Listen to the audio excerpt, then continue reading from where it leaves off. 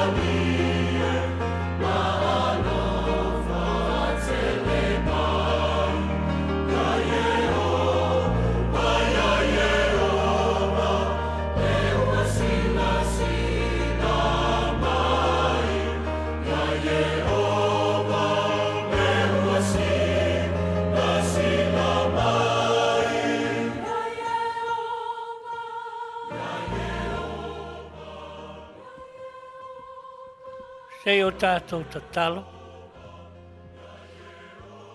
Le tua sirisiri e se. O le atua lava oe o tangata uma. O le atua oe ne whaia mātou lau whanau I lou lava whatusa. Ma lea li I whaola. Ma lea nganga pa ia lo mātou whesoso anisiri.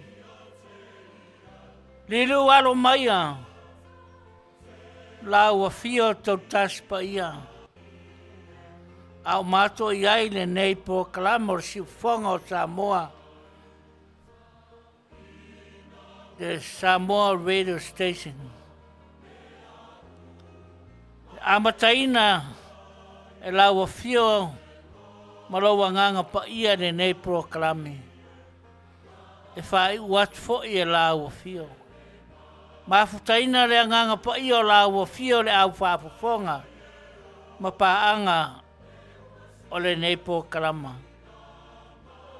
I le swafa Yesu o ma ua wala ua tuai. Amene, ma amene.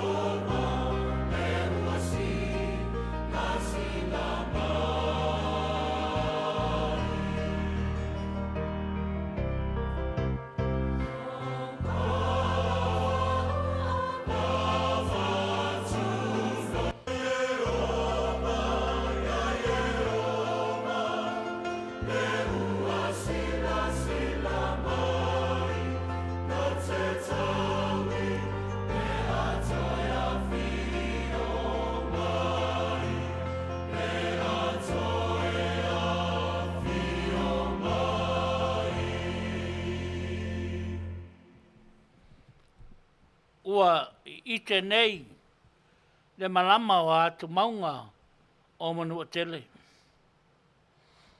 Ai tu lolo la au o le vao. Ona ngaru fo'i whātisina ua ngā pepe.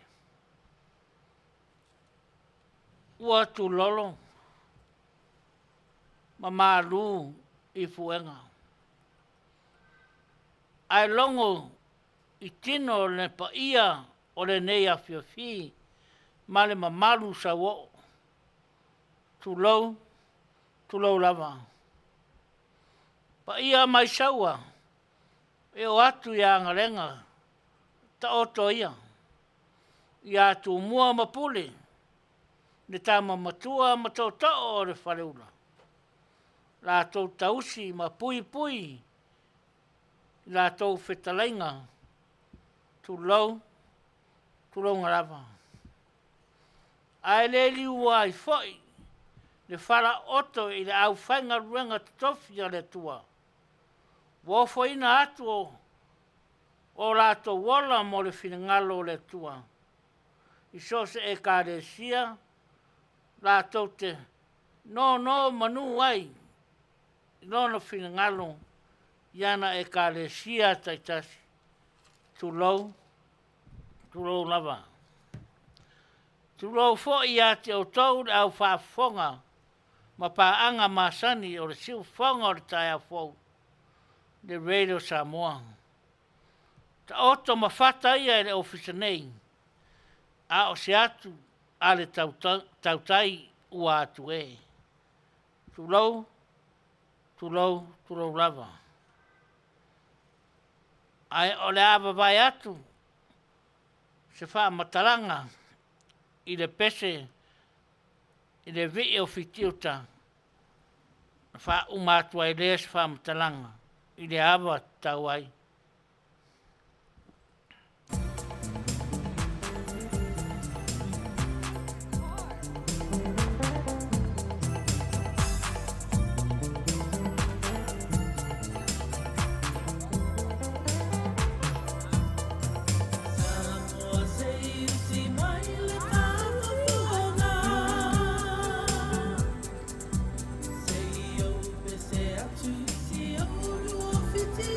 Ta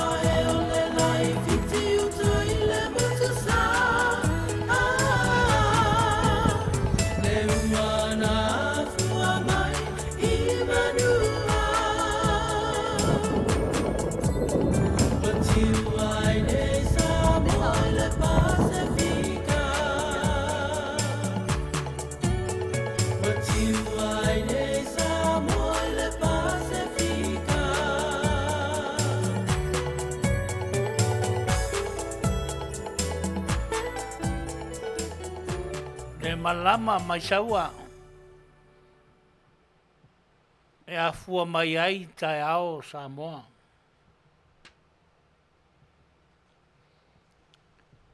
E lau whafongaanga Samoa.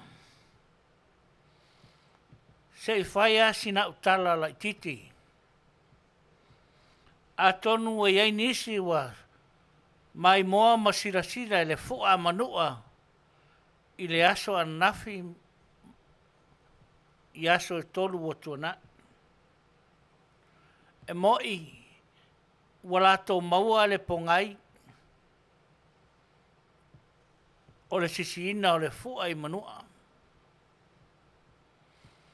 Ai le lato moaina le mea na mafu ai na le mana o tu manua e saini le fua le afe iwa se lau. Pai mai le upo tu manua. E le moni le songi. Ai ua whaalata le tofi. Le ala lea na le mana wai tu manua. E saini whengainga le afe iwa se lau. E le moni le songi. Ai whaalata le tofi. Olona winga. Mana o tutuila. E la tau te avea uma. Tuila ma manua i ono tūlanga upwhai maleanga no o wha Samoa. Sila tātou le tutoa ma le waai ma mao le tui manua. Le ana sa ini ai whengainga le afe iwa se lau marwha. Opu nei atu manua. E saini ai lona lima i le fua Amerika.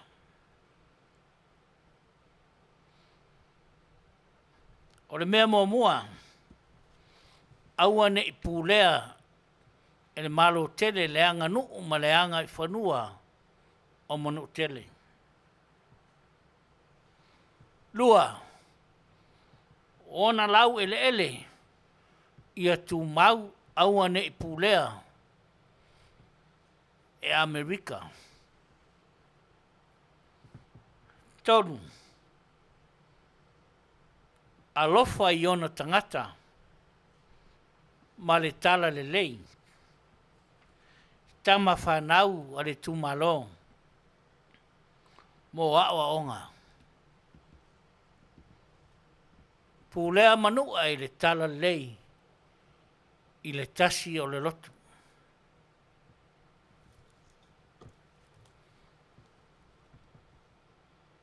Mafua no whaia nei tala. O te manatua le ruai sauninga ina ua mawae le tusi le Faatele le na olo pala ina ai Manu'atele. O lea sauninga sa whai Manu'atele. Sa wape ai saunuanga le to ina o panapa. Manu'atele e reo se mala. Ao le anganga pa ia wa fio mai manua. Wa suia manua i se o langa fau ma se Manuia fau wa la tau tari spaya. O leo winga o lau whamatalanga. A tātou sira to toa i le fua manua sa toa mawai atu nei. I le tele o waenga o loi manua ale Malo. Company, telefoni, official o kovana, company fai awala, le vaenga leo matina iafi, a toa mawafu. Manuia la ea, tautanangia e panapa, sungar to ina umamavae lea wha na olo pala ina ai manu. A mafau faula iai. lea ua tali manua i le manuia sa tautalangia e le toina ia panapa. Wa ese ne yaso. Fale aonga, fale mai, ma fale maliu e tuai, tangata maliu manua, ma faa tatari mai ai e o lato ainga ma faa nau o loifa. Wa iai ma le wila le pawa. Ua iai uma mea i Manu'atele. Le ala lea, no fai ai le faa mtalanga. Ona le manuia ua pa mai manua. E a fua mai le whea ngainga sa saine e le tui manua. Le ua o anei fariseu ma sa ai mao marie le Manu'atele ma ona tangata. Sau wha matalanga le nā e wha matala atuai mai maue pe ana maua o te tatonu e sila fia ni isi mai i Manu'atele. Le pese le ruai pese a maunga. Le ngangana ai tau ese. Le pese le nā le ruai fu a manua. Whapea upo le pese. Samoa ua so o na mulu. Samoa ua so o na whai. O loo nofo au le manua. O au o le pongai. Mai maue. Pe ana maua le pese. I tonu o le YouTube. Ai mānai ai le pese le tau whaafonga. Le ala au whaafonga le nei a whiwhi. Le nā se tala oto oto. Mala o tau whaafonga. I le fua manua. Ma tūlanga o manua o wai nei. I le telo ngaruenga.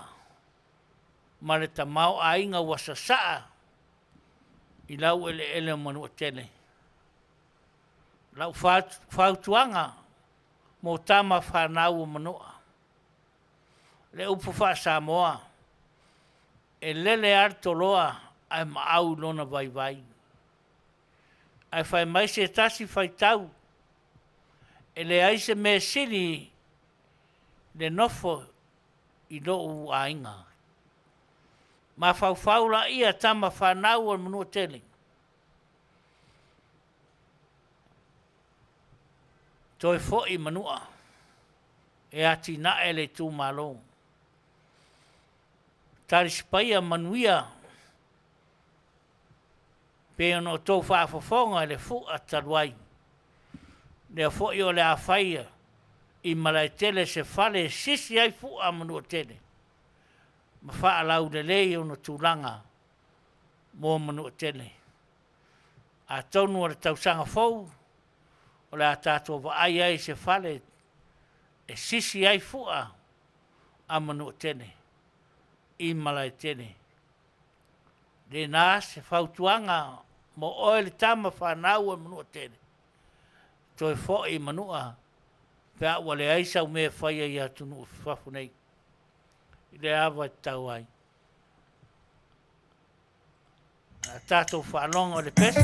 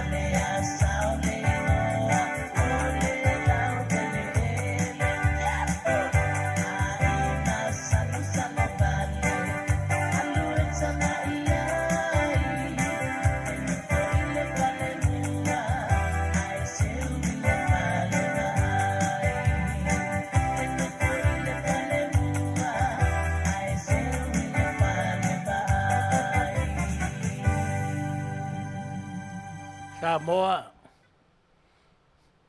le nā le anganga o le nei aso.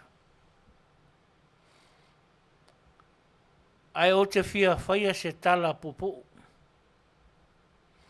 Masala ua tō whaafafonga e le pesa fitiuta. Le ana tō mua atu ai le pōkarame. I le vai o whati mea lunga, ma whati mea laro. Le vai le nā, na osi ai, na tangisia e le tui manua i a tanga lolangi, sona suli. Na mau ai, le atari, po se suri o tui manua. E le ai niona Ao'au. Alu tautanga, wai atu tui manua e siona atari. Wa soi lava, le fia maua niona vai. A tonu, o le nā wai iate o tau iatu mua mpule. Le mea sa a mau ai vai o le alo tui manua. I le ainga o pesta. O te leiloa po whea le ararwhanga. Au tala tuula ia o le mātou motu. Na mau ai vai o le alo tui manua. Na whape ai whai e tui manua. Iona tō to'o. Ina ua maua le vai. Whapera ia a tō to'o. Ao ai la se ingoa e wha ingoa ai. Tali le tui manua. O le nae lua silafia le ingoa. E tatau mo ia. Se atali e whaasino ia tea. O le ingoa o fofo. O fofo le ingoa na wha ingoa ai le atali i marisuri e tui mua. Awa o lona winga o le fofo. Ia la le tatou malama le lei ai. Awa e le aini niona vai. Sa ili. Mamaua mai tūlanga whapena. Peo na ingoa ai. Le ala fo i lea.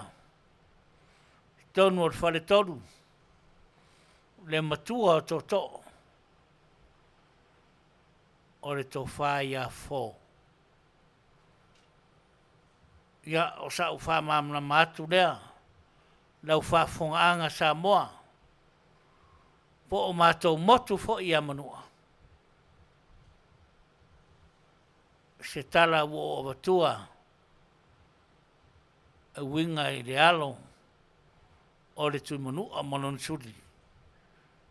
Sa fua mai le whati mea lunga, whati mea lalo. Tu whatasi o la ua whina le na maua ai le suri. O le tui manua. A tau whaafofonga le pese, a le fiti uta, o la e lava e saua i uma. Le ana tau mua ai, le tātou pōkalama. O le ala fo i lea, no au mai ai le pese, a fiti uta. Nanga lo tala mai ai nā, tala ia pēna no o watu. Ia malia no tau whaafonganga i nei aso. Au se tasi, po kalama lea vai aso. Ia, au te abatu ai foise. Se tala i ala ngā upo le tātou wātunu. Wa e tele lava e matai ai le o mala malama le anganu. Se mta upo te fia watu ai lunga al po kalama. Le whai ia o Manu'atele. Ma le whai ia o le whare anga fulu. Pea o na maliu ni tamari. Ai whaatau o te taitonu. E tele o matai e ne malama ia tūlanga. Leo te fia watu ai. I Istaimi o luma le pokalama nei. O tā whaia. Awa e uma na tari o taonga pēa maliu se tamari. O na tūlai mai lea o tūlanga ia. Whaatau le whaia. Tasi lea vaenga tāua. I le tātou anga no o wha Samoa. I maliu o tamari. Le whaia a le atunu. Ia o sau whamamna mātu lea. I tātou whaafonganga Samoa. Ia la vai atu le pesi. Manu'atele matutuila, ua whapupuina, ua saunine ole mineula, ole hafoi ia pia.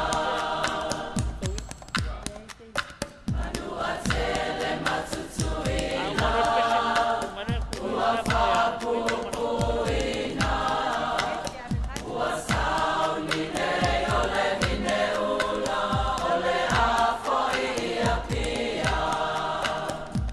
Malo wa whawhetai, malo teo teo mai, kei ole upu i lenga tolo ai, ua e whai foi wa mawhai. Ole ale ngalo apia, e manatua pea o wholinga. Ole asisi le whaamala mai a pia matatalo mai mo Amerika. Ole ale ngalo afia, e manatua pea o wholinga. Ole asisi le whaamala mai a pia matatalo mai mo Amerika. Malo wa whawhetai, malo teo mai, kei ole upu i lenga tolo ai, ua e whai foi wa mawhai. Ia tālolu atu na mawhata, o tutu i lalava ale i pata. Ole afo i aloma le ula, whalato whasoi fua ina lava. Ia tālolu atu na mawhata, o tutu i lalava ale i pata. Ole afo i aloma le ula, whalato whasoi fua ina lava. Malo wa whawhetai, malo teo mai, kei ole upu i lenga tolo ai, ua e whai foi wa mawhai. Ole ata whatofa, me se pai no tama, a whai ole wabeao e te tali seua i afi o te whai malanga ai. Ole ata whatofa, me se pai no tama, a whai ole wabeao e te tali seua i afi o te whai malanga ai. Malo wa whawhetai, malo teo mai, kei ole upu i lenga tolo ai, ua e whai foi wa mawhai.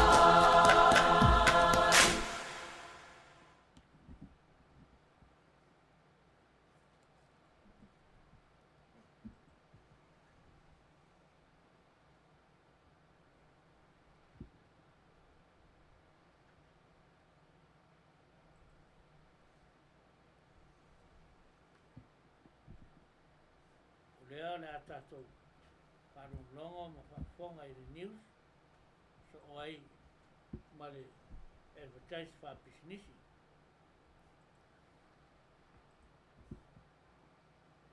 Fatala fatul si fonga o tai au fau mai Samoa ma na tamua.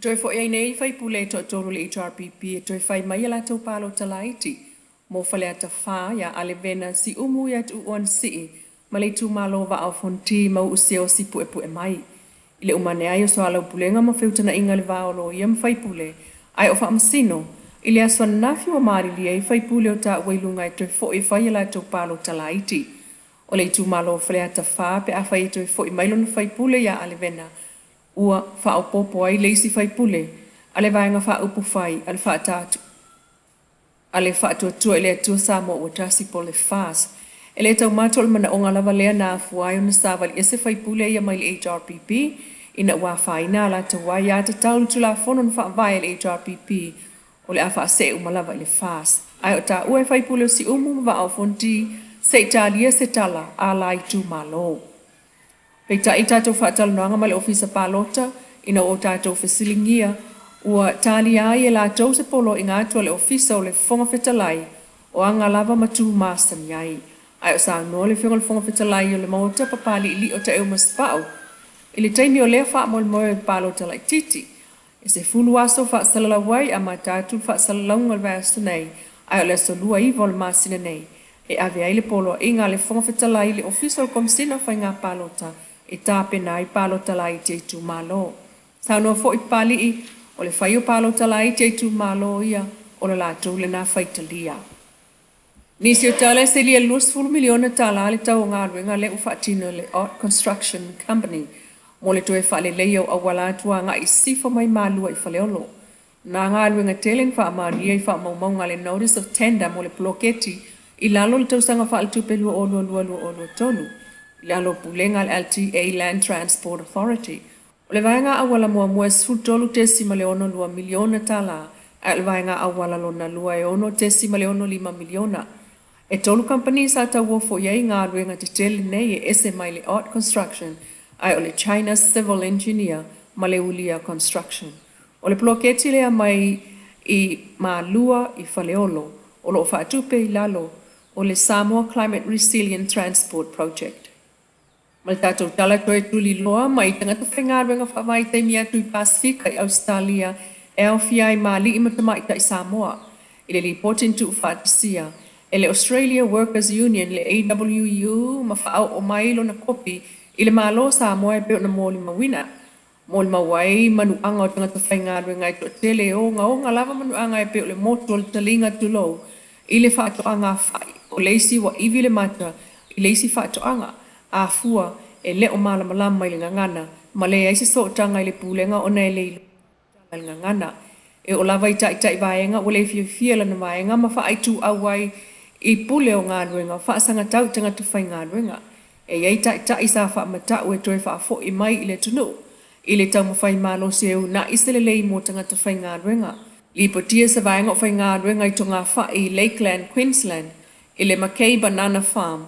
Le awhaina o tua o 5 mapata tino ma le mamafa o loa ta sii, ai o vaila au o loo wha o ngā. O le whale mai esi lia i le tu la le mamau mai le whatoanga. A manunua au whai ngā ruenga o le fio o le whale mai na watau ia i 5 se la ulu tutongi o le fo mai. Ai ano nofo le whale, ua mamai, ai tuli lava ia i tawa le pule, e piki ane whai ngā ruenga. I li poti lava nei le uni o tangata whai ngā ruenga Australia. Moli mau mai ia i le wha matau tangata atu motu, e au fia i ma Samoa pe awha ia tule a ia tatau, ma te ena samana o ngā mose wha aliunga ngana. O le si whalwhai ngā ruenga le kona Meads i Pakenham, na lipoti ai i le lua e tolu suruono le au whai ngā ruenga sa tatau ona tutongi ai le whase lau tupe Australia o no whanga nana no whai. O le whale e tonu li nāna tupu le amtanga o le tausanga taluai, e o ane ia iulai e le tutongi a lava tupe a tangata, ai o le to i whai ngā ruenga ai foi, ma le teine na whiutanga i ai. Na yele kulupu mai Samoa sa sifi ese mai Tasmania, mo Pandabea, ai na lipo tia le tia i o alatou ato le mlaiva lele i Tasmania, talu ele i popole i aile company e tutongi ato la ufai ngā ruenga, ma latou mea to tino na ua sifi i leisi no fuanga, ai le ta ua fo i tangata Samoa ia i to ainga o tāpen penanga, e ta tau o na o malatou.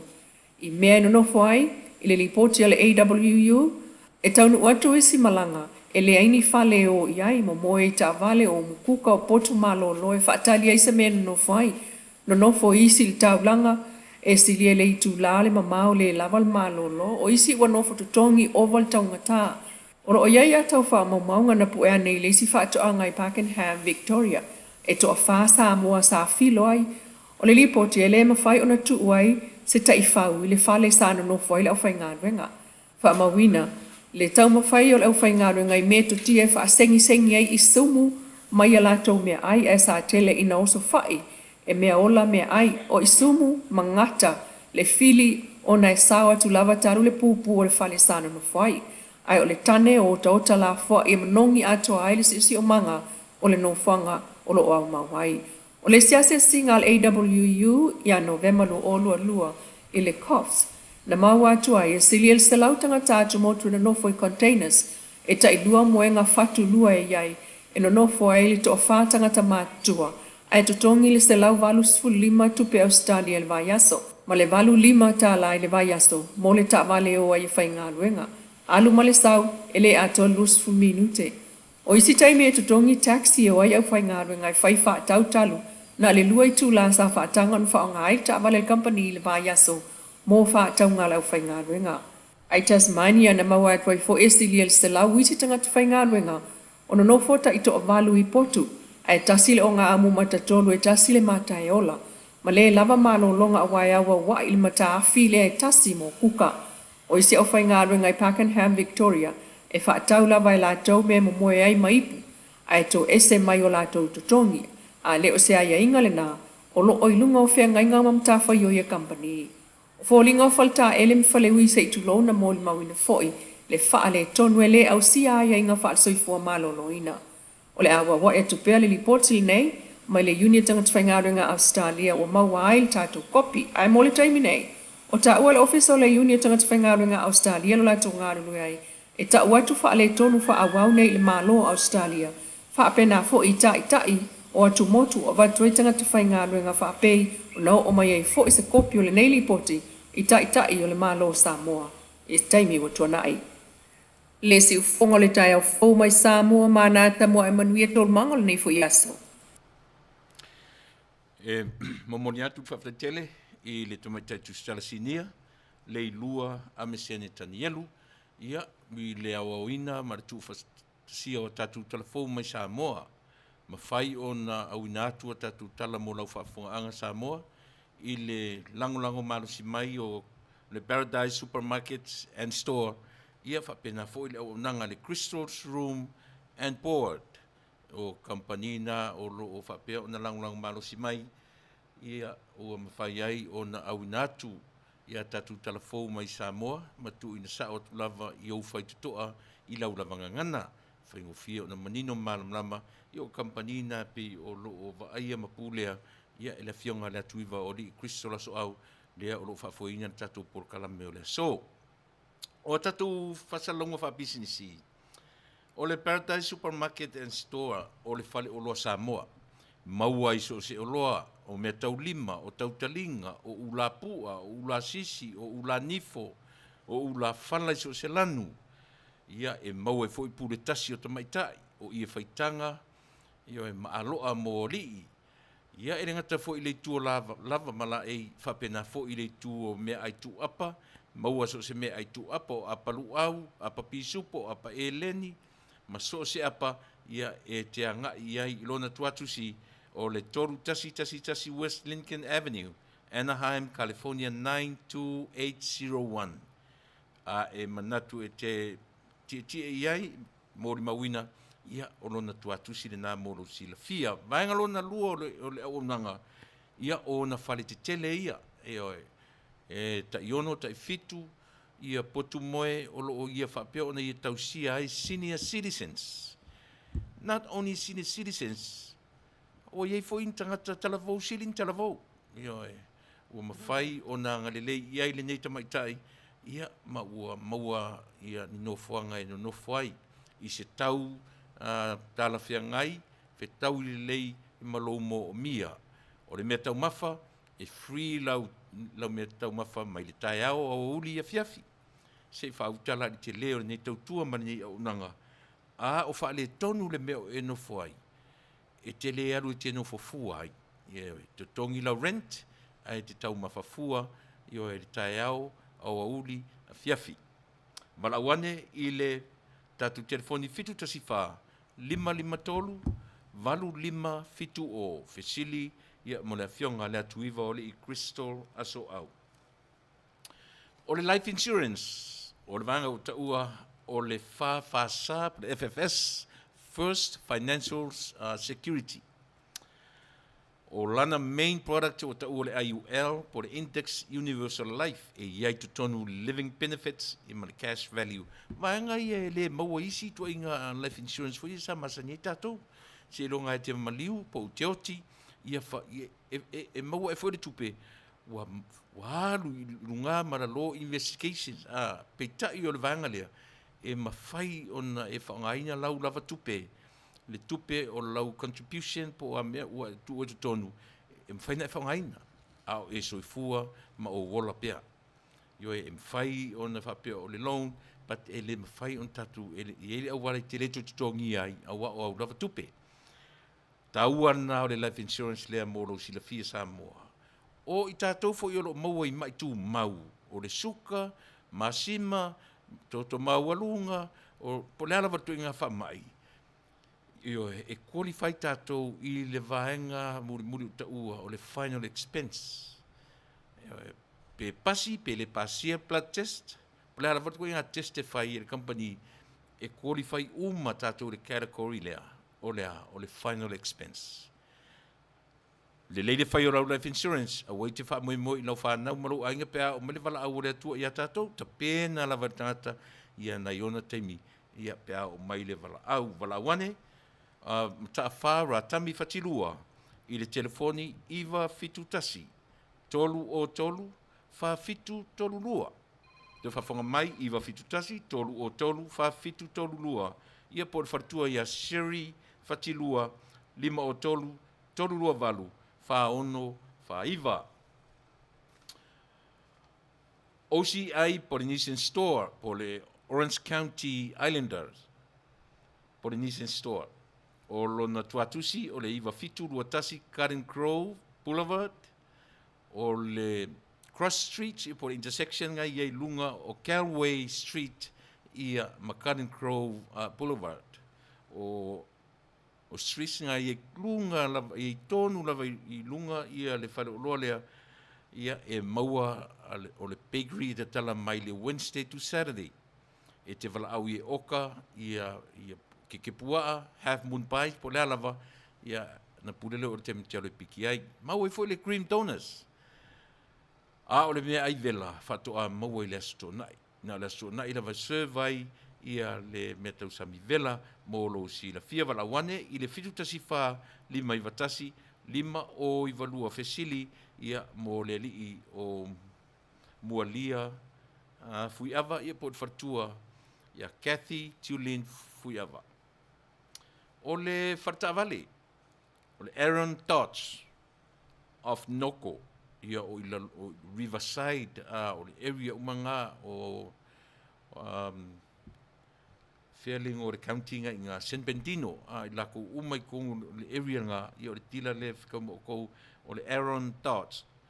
O lo o whapea o na aviaisi tasi o alo o tātou atinu, le li o Brian Vale Leili ma, ia ma sales consultant, ia po sales manager, iai le vaenga o brand new vehicles, iai fu ima le used car vehicles, e lalo uma, ia o le vavainga, lea fu i alo le atinu le li o Brian Vale Leili lima. O le tuatusi pe afiasi iai, tasi iwa valu o Hamner Avenue, Noko, California, iwa lua valu ono o le telefoni te vala aua ia Brian, o le lua tasi tolu, valu fa o ono lima ono, ua e nau mana o e turn in nau ta vale, buy a brand new vehicles, ia e te vala aura ia Brian, fai mesi tio le lei mo oe. Once again, the phone number is 213-840-6550. Ask for Brian Va'alelei Lima. O le tasi o tat, o le performance auto sales, o le used car dealer. E le ai wata ua Whittier, O lon tuatusi tasi lima wha o East Whittier Boulevard, City of Whittier, California, 90601. Whafso taile li pule, aiki manda, ia o le telefoni o le ofisa 512 115 117. Po le telefoni whea veai iwa o iwa, 132 115 Le lei, leanga, wha le tonu, mtua leanga o credits, whesoso ni mai, aiki manda, yo e mo oe. Paule me mo mia, got to have a source of income. Yo e, I mo oe, I mwhaie on talia lau application. Ia, mare tatu asia, au ane I ngalo ia te oe tatu whangu asia. Yo e, whesoso ni tele, I lauso I fua maloloina. Oe na whesili po lea, ia e manatua, ole asia, the whole purpose of Asia to repeal, to restore ourselves. Selves e once e healthy ai ia musele o tangata, musele na e ola ai tātou from head to toe. Manino malama. Pe te suka, po le ale to inga mai te mawai. E leo au mai e le upalang, au paule me au mai e malo losi roka ku selves. Whaingo fia fo ina na fight wha mai whea ngai mtatou. Like I said, cells, we created by cells from head to toe. Awane I o le kanesa, so soni ia le tatou Asia.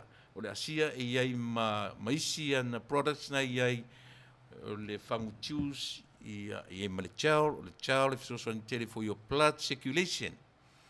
Io e au le lei o fōringa. Tau te tala noro le blood circulation, mono winga e whaanga ioi le toto o le tino le tangata, le skin. Malau mai le limono lua, toru fitu o no lua, fesili moritina I Aso'auli, ia mo nisi wha Manu'atele. Ia, atu nisi nga o tatou whasalalaunga sili ono taua, ia mo lo si la fia Samoa. Back to you, Crystal. Okay. Faapitoa lava lawa Afioga, tatou whaatonu, mo le advertiser tatou businessi, but whamole a lau sunga a lawa Afioga tai sua o iaini tangata na Faapitoa mai au if ana le la, e fia mama lama, e fia whaatau ni lato osia e fia mama lama, pe whawhewhea le inuina, pe add water, me whape nā o yaiti nā o lo manao e whaatau whang, they need to know how to take it, instructions. Thank you. Te tango mai le Asia na iu luma whamone mole kusto. Ia, o le whangu rena? O le whangu na whani? Yeah, o le whangu lea. O le ipu nei lunga. E te maua lo le whangu, o le ipu nei lunga o le measuring cup le na te inuai. Depends I lo situation ngai oi o au e lua ia ipu na le taiao lua le fiafi o isi e tasi o isi e tolu o isi e fa but depends le tulanga o iai ia lo a moro usi le fia foi Crystal o le e te ala e lo le taiao e te ala I le vai before the toothbrush the reason why ia awane I mix le foi le chemical material toothpaste I kongu le chemicals o le mena le e mo lo fa ngare toothbrush ai mana swal awane inu le tai au inu mo le Asia before anything afa pe yeni au in medication inu mo le Asia fa to ai inu ai medication about half an hour ia e va I le Asia ia fa to fa yelo le yo medication mo lo si le fia E tumu le kaplea. tumu le E o tau si le fia mai o tau nan Faapitoa mai au e fia whaatau, ai fia mamalama le instructions. E tumu le kaplea. E luatu e ma le whangu lea. Yeah. Please order for yourself that you may be healthier and living healthy, more healthier. I think I'm going to try this too. So welcome back to Silfonga Taiao Fo, Faapitoa lava mo tatou informations, advertisement. Ale te mine, Yeah, wo atu foi tātou I birthday dedications. O tō malawa nā o whamanuia o tō le aso nei, July, Polo Maleiva, 2023. O se aso matango fia, se aso fia a inga atoa ina na whanau mai oe, mai o mātua, me selo tina, o le pese lea, o la Faapitoa, dedicate atu ai o tō umalawa, le aso nei you lies fuluiva 2023. May God bless you richly, bless you tremendously. Happy birthday. Enjoy your cake and ice cream.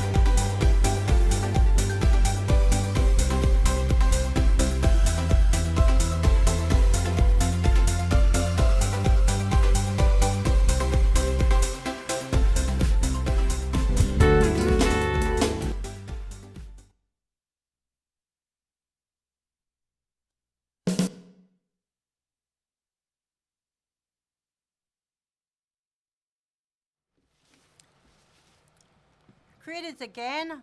Welcome back to Faatautaia Fo. Ale teimi nei o lea whea ngai ai lo tātou mawhisili. Yeah.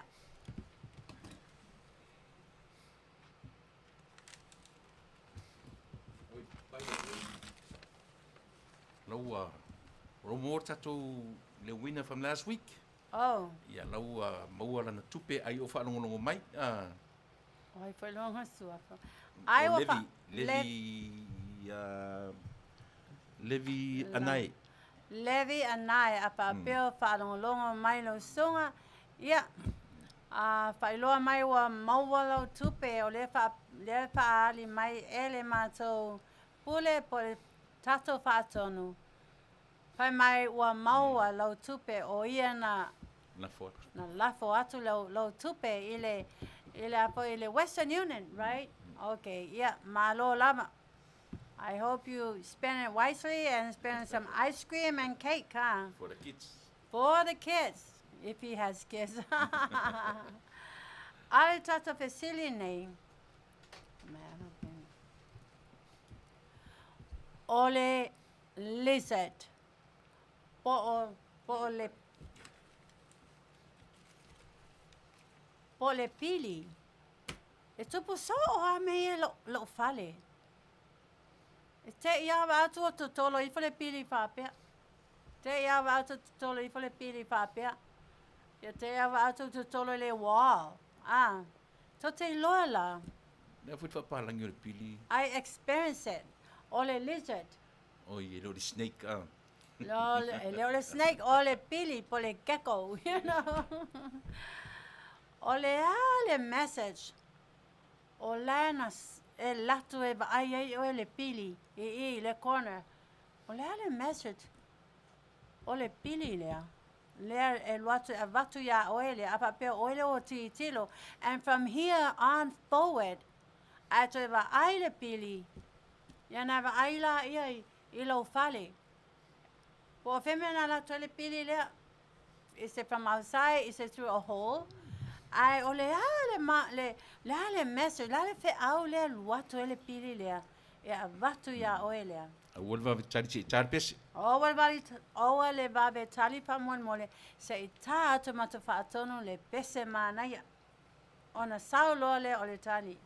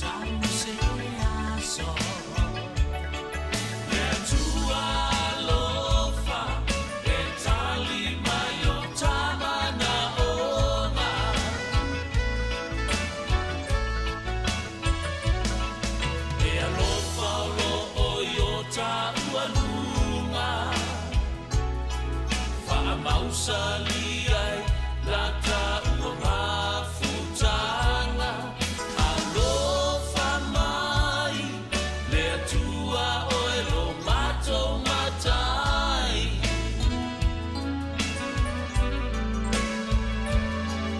alofa mai le atua oe lo matou matai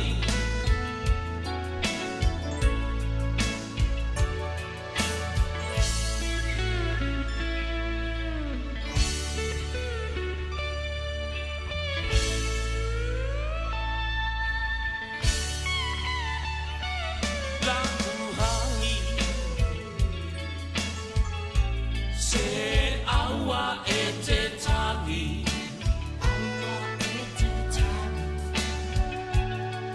ai ono sai manatu mo le lumanai ai tata talo atonu e sau se aso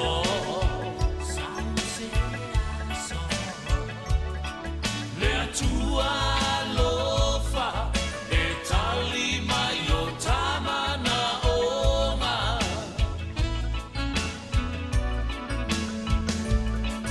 e alofa lo o iota ualunga Faamausali ai lata ua mafutanga alofa mai le atua oe lo matou matai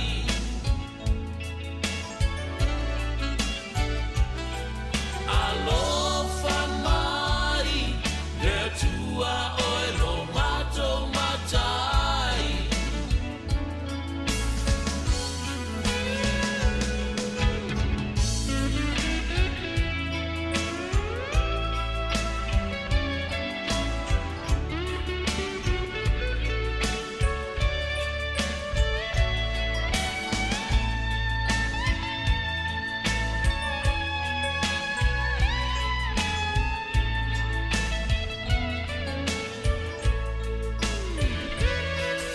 e alofa lo o iota ualunga Faamausali ai lata ua mafutanga alofa mai le atua oe lo matou matai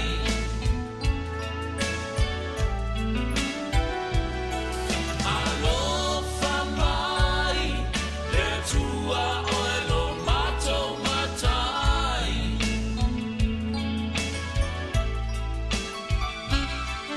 alofa mai le atua oe lo matou matai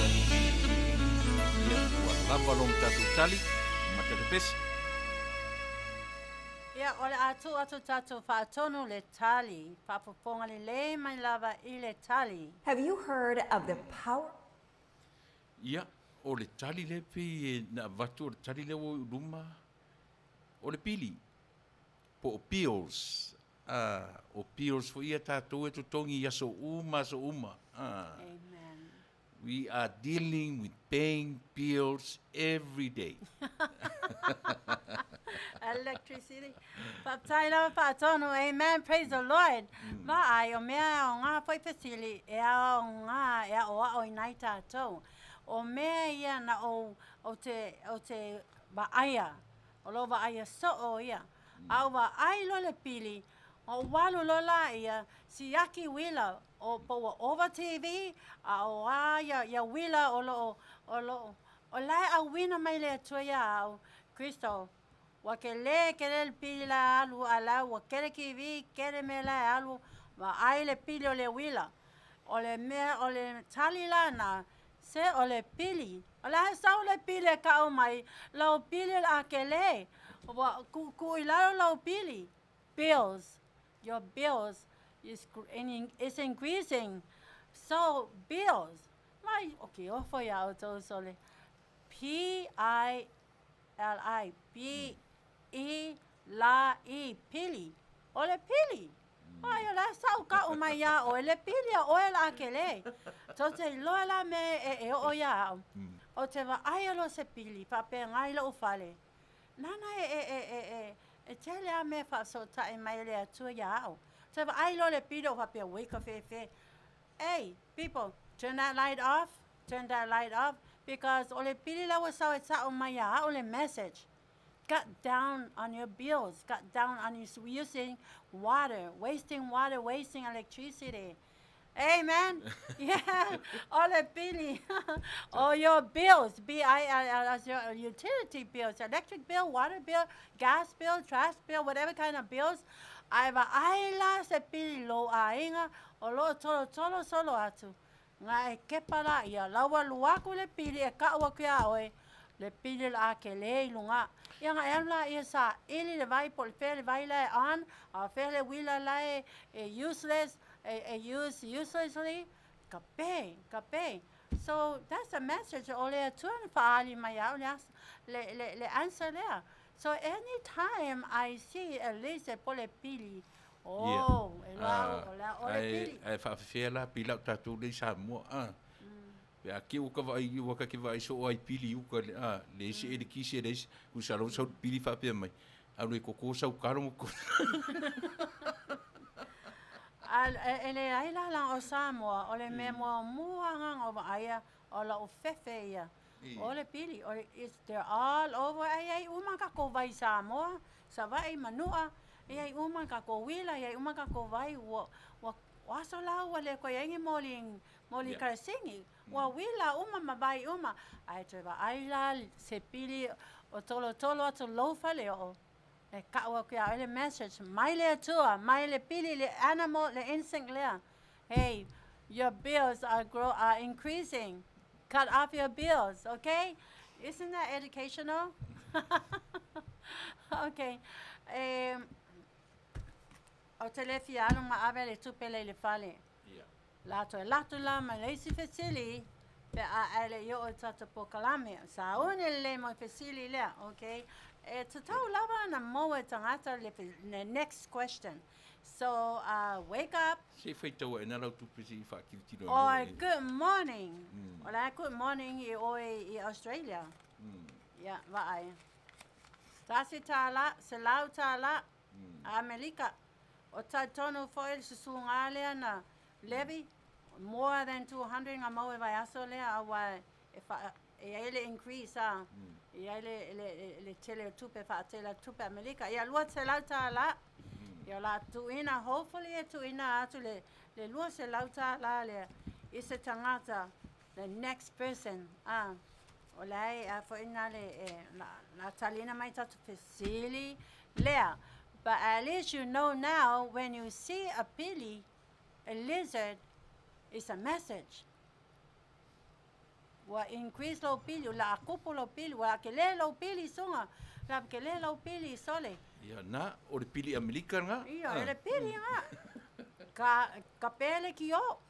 O isi ainga ana le kio, ko ana TV. No, be wise. So la so le pili o Amerika ko. Yeah. Ole facility na people.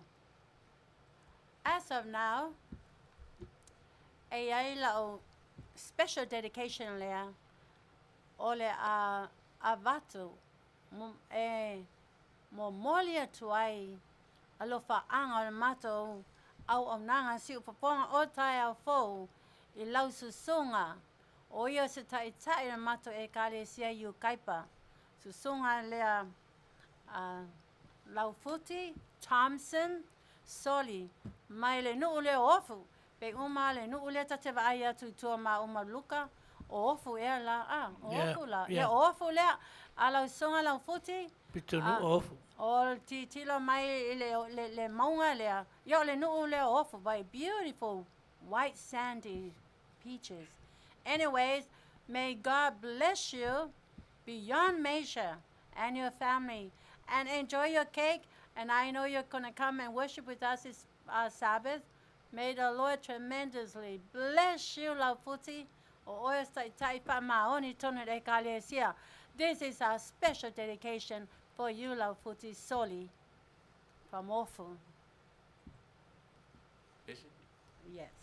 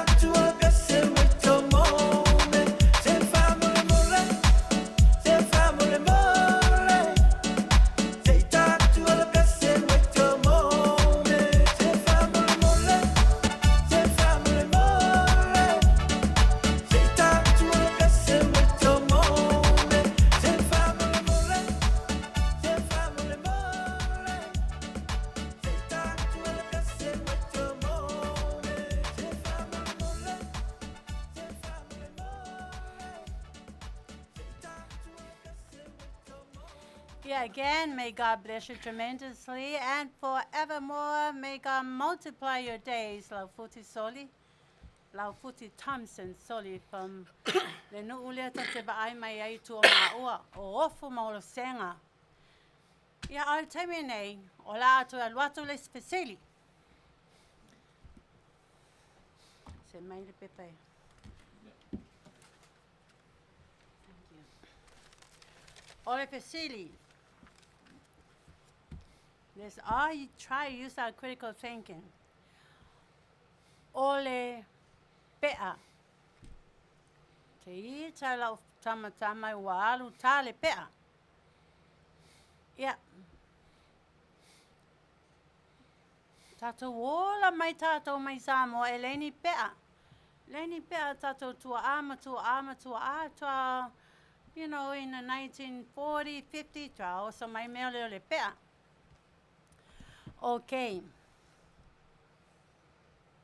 O le a, o whea foi, le mafua anga, o le pea.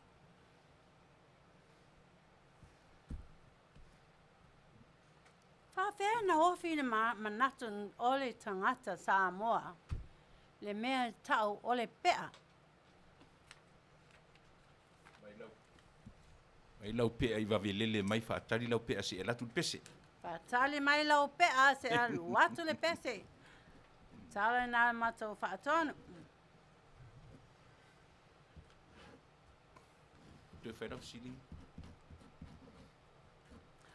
Ole pesili. O whea me mafua mai ai le pea. Mai yaso ana mua lava. O whea me mafua mai ai. O lea se mea na mafua mai ai. Le pea. Pea le tattoo. Tattoo le fa mai le tua thou shall not have no tattoo. It's blood shedding. Kakau. Por te tau. Po le tatau. Ole tatau. Le whaptai lava sua ma kili aia. Wha manatu mai. Ole tatau leisi tala. Leisi upu. Ole pea. Tatau. E le tauria pese, e le tauria tariwa mai le tar pese. Ya, ele pea vea lele. Se pea ia kakai e o kong kafe mai le toto. Ia, sao le pese whaatonu whamolmole lava.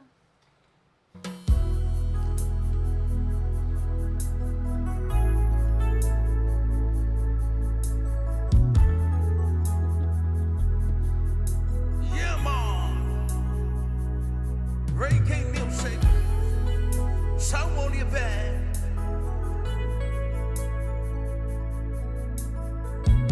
Dr. Room Production. Malo style. Humana.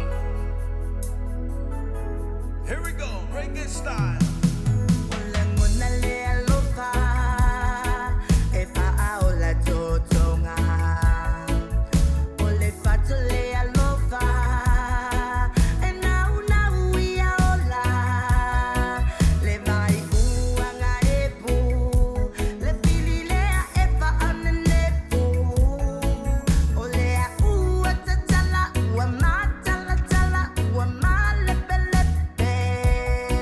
Let's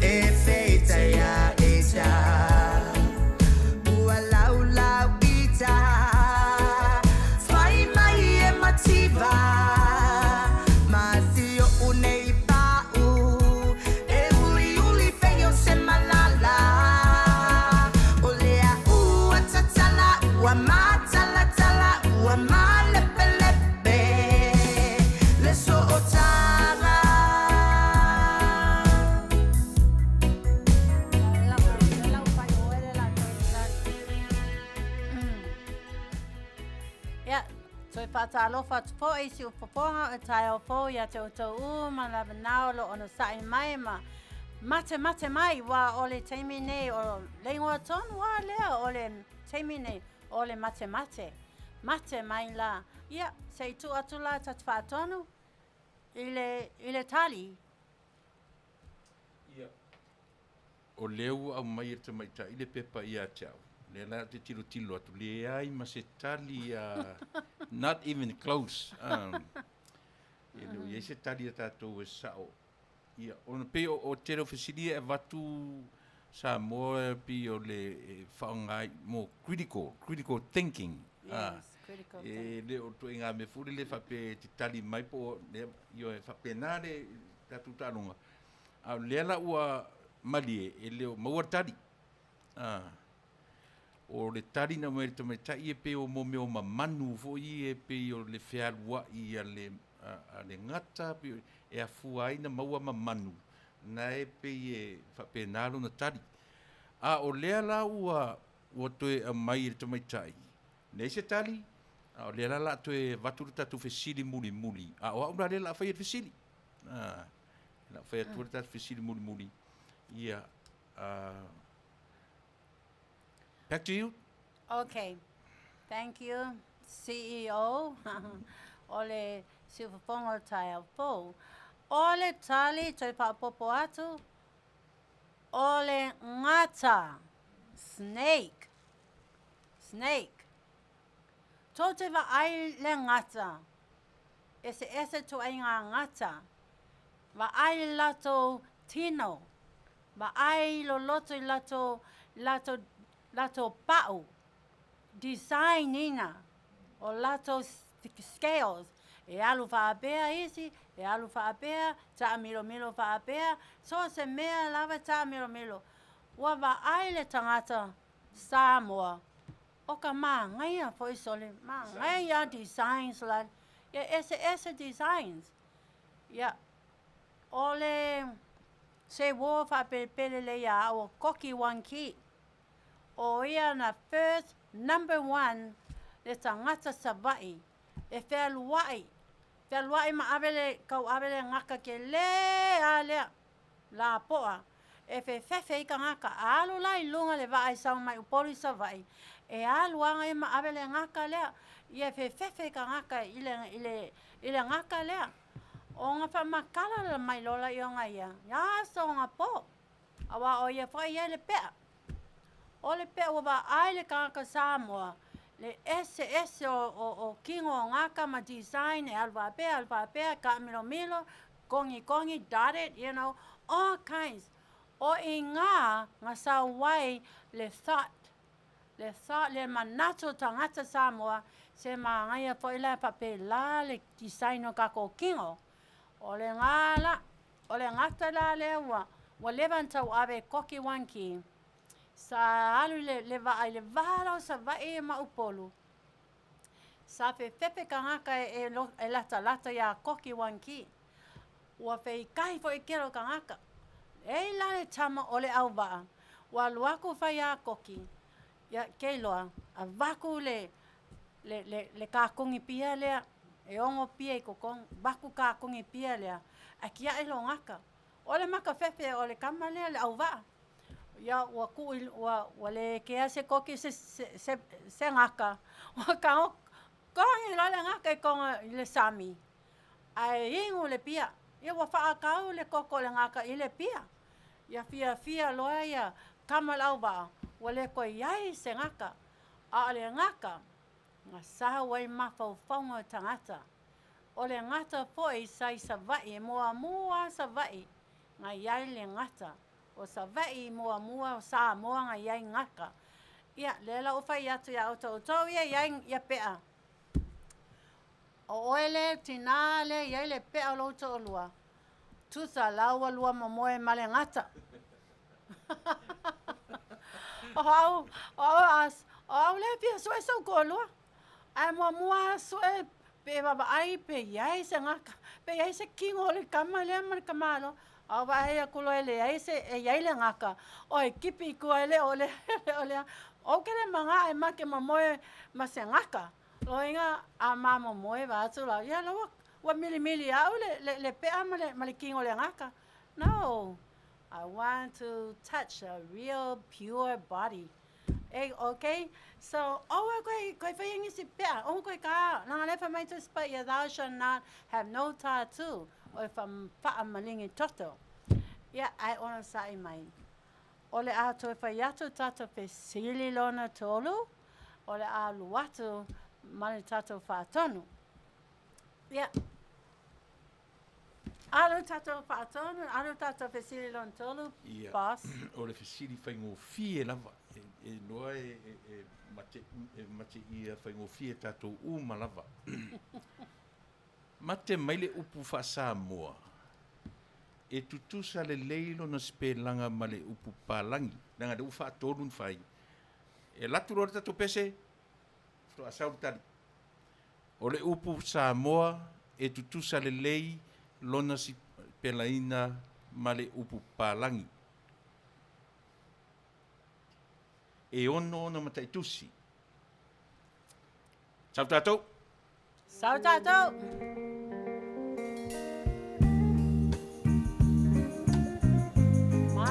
Paulo Loto, e loa ilo wata mai tele. Use your critical thinking. Awe. Ia, ua maua tatu tali.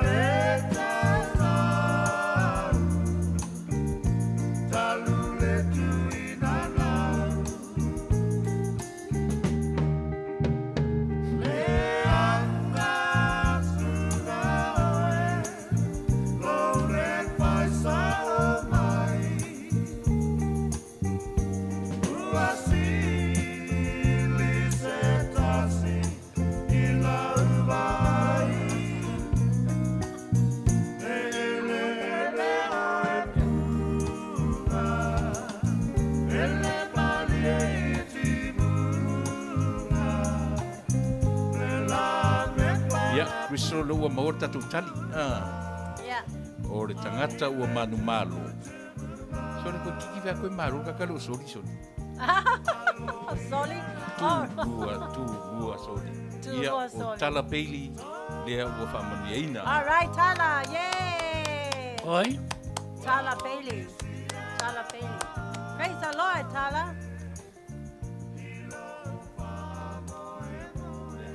Ase paari koe loyo.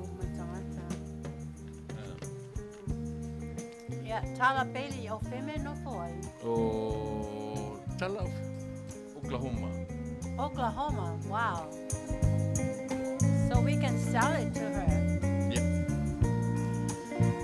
Yeah, Tala Bailey, se lautala.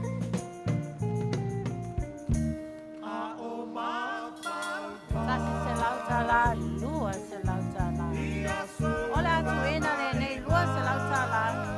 Sal atu. El mato katono lo fiona. Jy sou Venmo, Sel, la lapa famole Cash App, mole tala.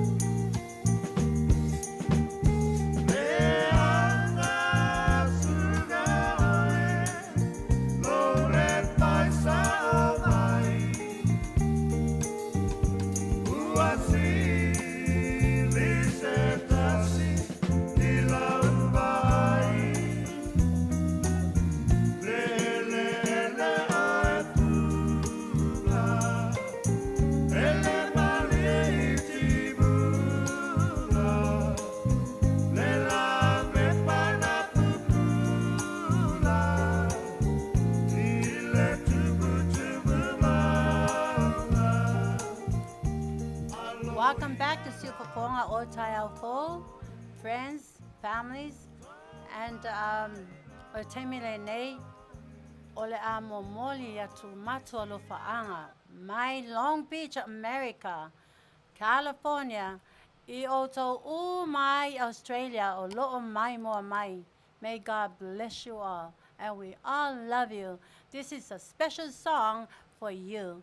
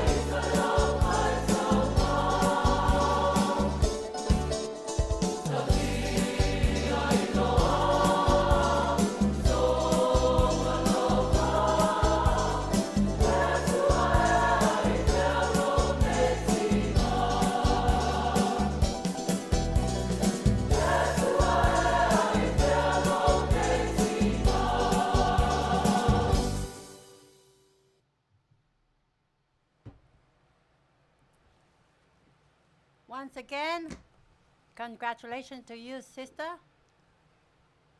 Tala Bailey. Congratulations. Okay.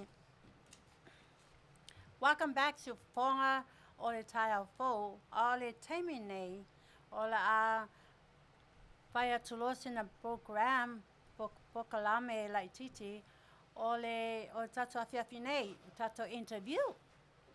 Yeah.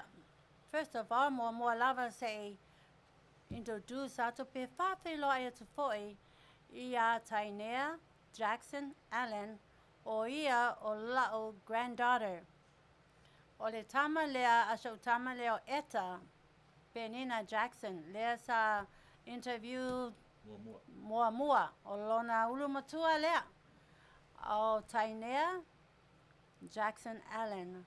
O ia lea so sani malosi a shontina e whainga luenga to e alu kolisi o ia foi e le student a le Long Beach State University. Yeah, le ngata foi na o ia e coaching a le Aoauli polo.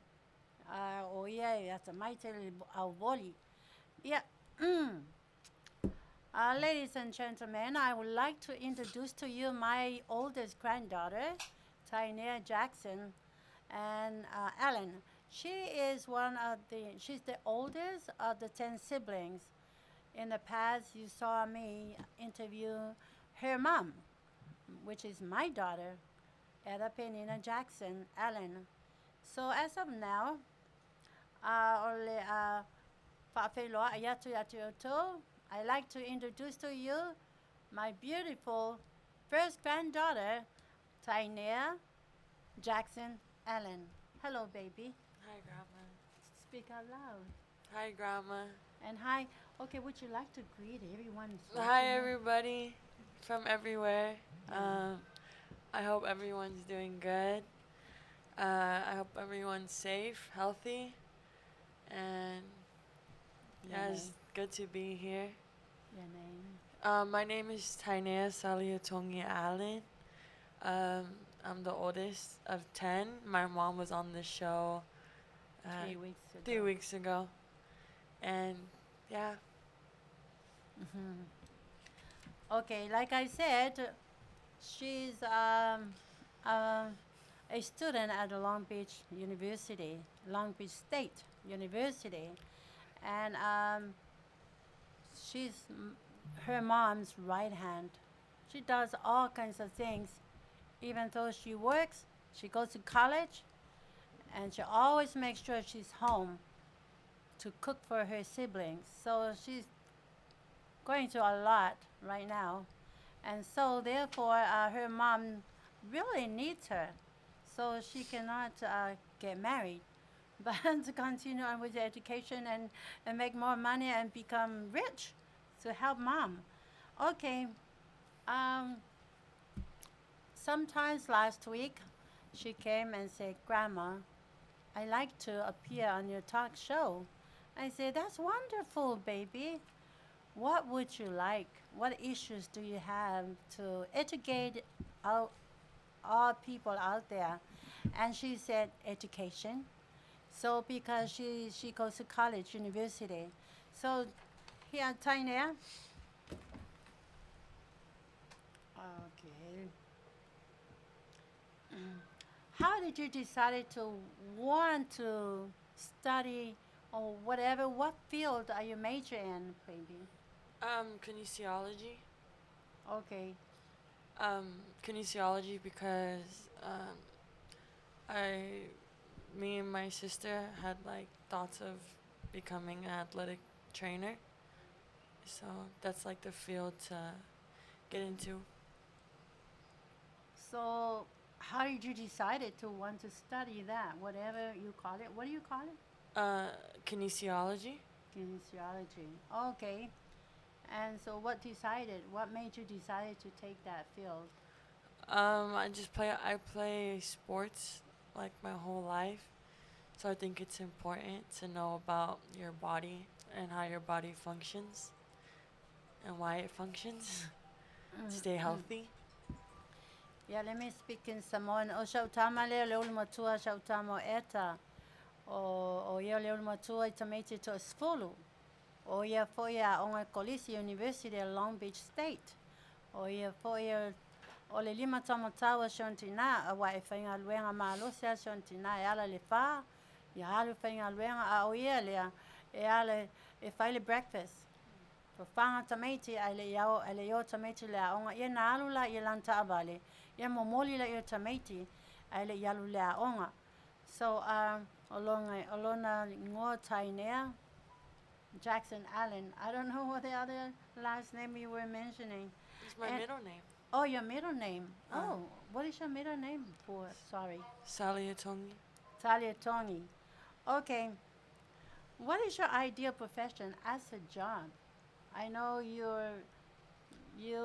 were hired to be a coach, to coach volleyball teams. Okay. Pertaining your major, okay, what is your ideal profession as a job? Well, I want to become a professional athlete, volleyball player. I want to become a professional volleyball player. I want to own a business. Like grandma. Yeah, like my grandma. But I want to start my own business, like my own clothing brand, and cook too, my own food brand, and open up a little cafe or something. But I for sure want to be a business owner when I grow up, after I play volleyball professionally. Okay. Uh, what are your short term? What are your short term or long term goals? Short-term goals to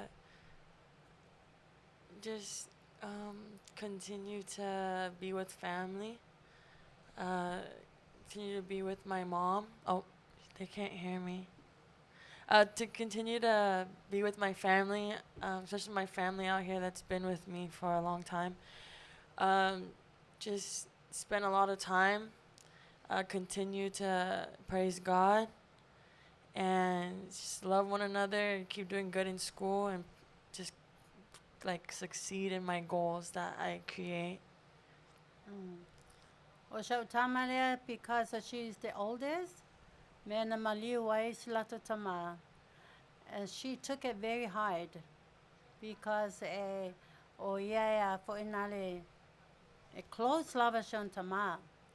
Ya o shon Tama for if ave fa Aoauli polo la ichi maya le lima leono train lava sinate in voli polo. Awa olon Tama o le uso Allen le nalui Olympics. Ya le uso olon tamala o le uso o ia foi o coaching ai University of Hawaii. So now la mai lava sa tamalia o train lava lon tama ele maliu. Ele loa lava tato a lungo le olanga aya. Ya o maliu nei la son tama o le tangi ia. Ya o te o ai fe ngai ma I counsel her. Pa mafana fana, pa ma losia te ia. O we te tangi, le ia o uso la iti, sosoangi o ia mami. A fo inga le kausi kameki. Lo wa alu lo tamai le langi pipea mai se mansion te lea. Mo oe ma uso ma lo tina. Ia.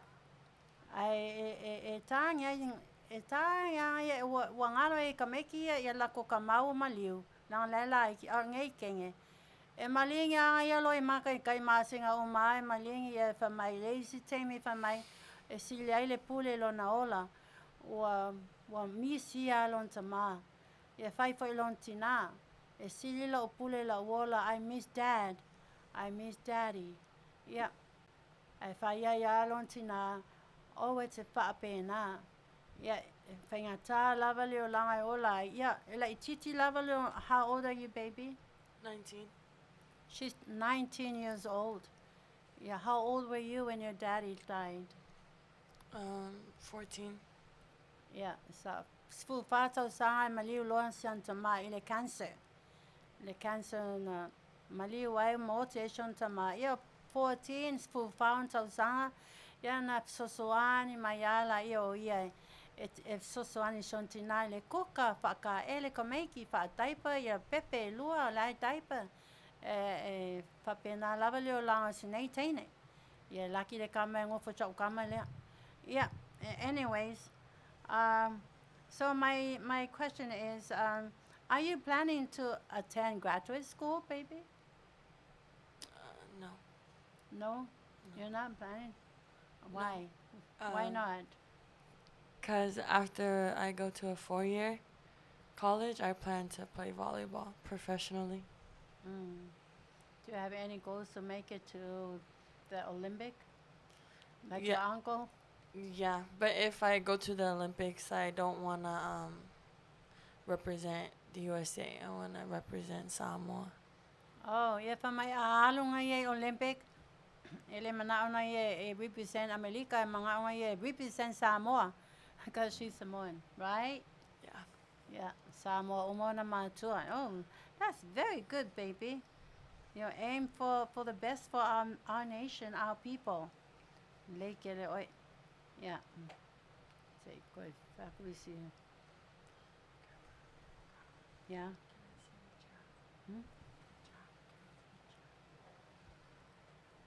The chat.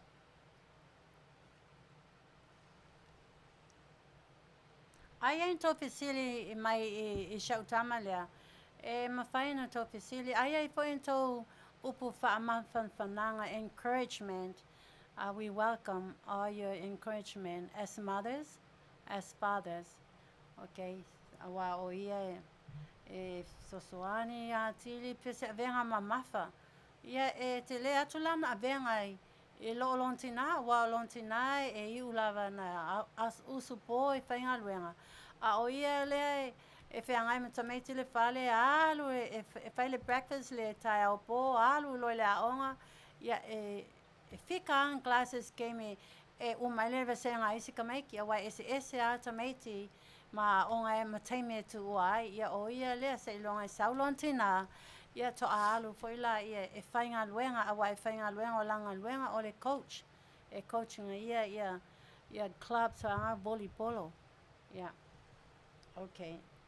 If you want to watch, there are people encouraging you, baby. So I'm trying to. I have a question. Okay, and also you're welcome to ask any questions to my to my daughter. Facility here, my new facility, our Laia Onga University of Long Beach. It's a big university, and we are here in We are here in Long Beach City. Okay, Fatonu. Tainea, being a young, beautiful Samoan girl, Samoan lady, and also you are fatherless now. How can you deal with your young siblings, especially the young ones, every day? Since you are the oldest, right? How can you deal with them every day? Well, even when my dad was alive, he taught us that always care for each other, always love each other, and no matter what, at the end of the day, for friends don't matter because family is gonna be there at the end. So I kind of feel like me and my siblings, we all have love for each other, and we all know no matter what, at the end of the day, we all still love each other. And we all take care of each other in our own ways, whether it's physically or emotionally or mentally. Just being there with each other, we all know, like, together we're okay. Great. What is your motivation? What's motivated you to stay in circles, stay in home, stay with your mother, helping your mother to take care of your siblings? My dad and my mom. My dad and my mom, it was always a 50-50 relationship. It wasn't always my mom doing the cooking or my dad doing the cleaning. They always helped out each other, and just growing up, that's all me and my siblings know, is to continue to help one another. So it's kind of like, I don't think like, because I don't think like even if I move far for college, I know that my mom is always going to be helping us and my siblings. So it's kind of just a form of trust and love that I know. And yeah, just my mom being strong for my dad and my dad being strong for my mom motivates me to just keep staying strong. As a university student, the most of your generation nowadays, they are looking for their own place to stay. But you decide to stay with your mom under the same roof, right? Yes. Yes. Okay. A lot of responsibilities. How can you handle those? Well, my responsibilities are nothing compared to my mom's responsibilities. Okay. So when I see her doing what she's doing, it motivates me knowing I can do more.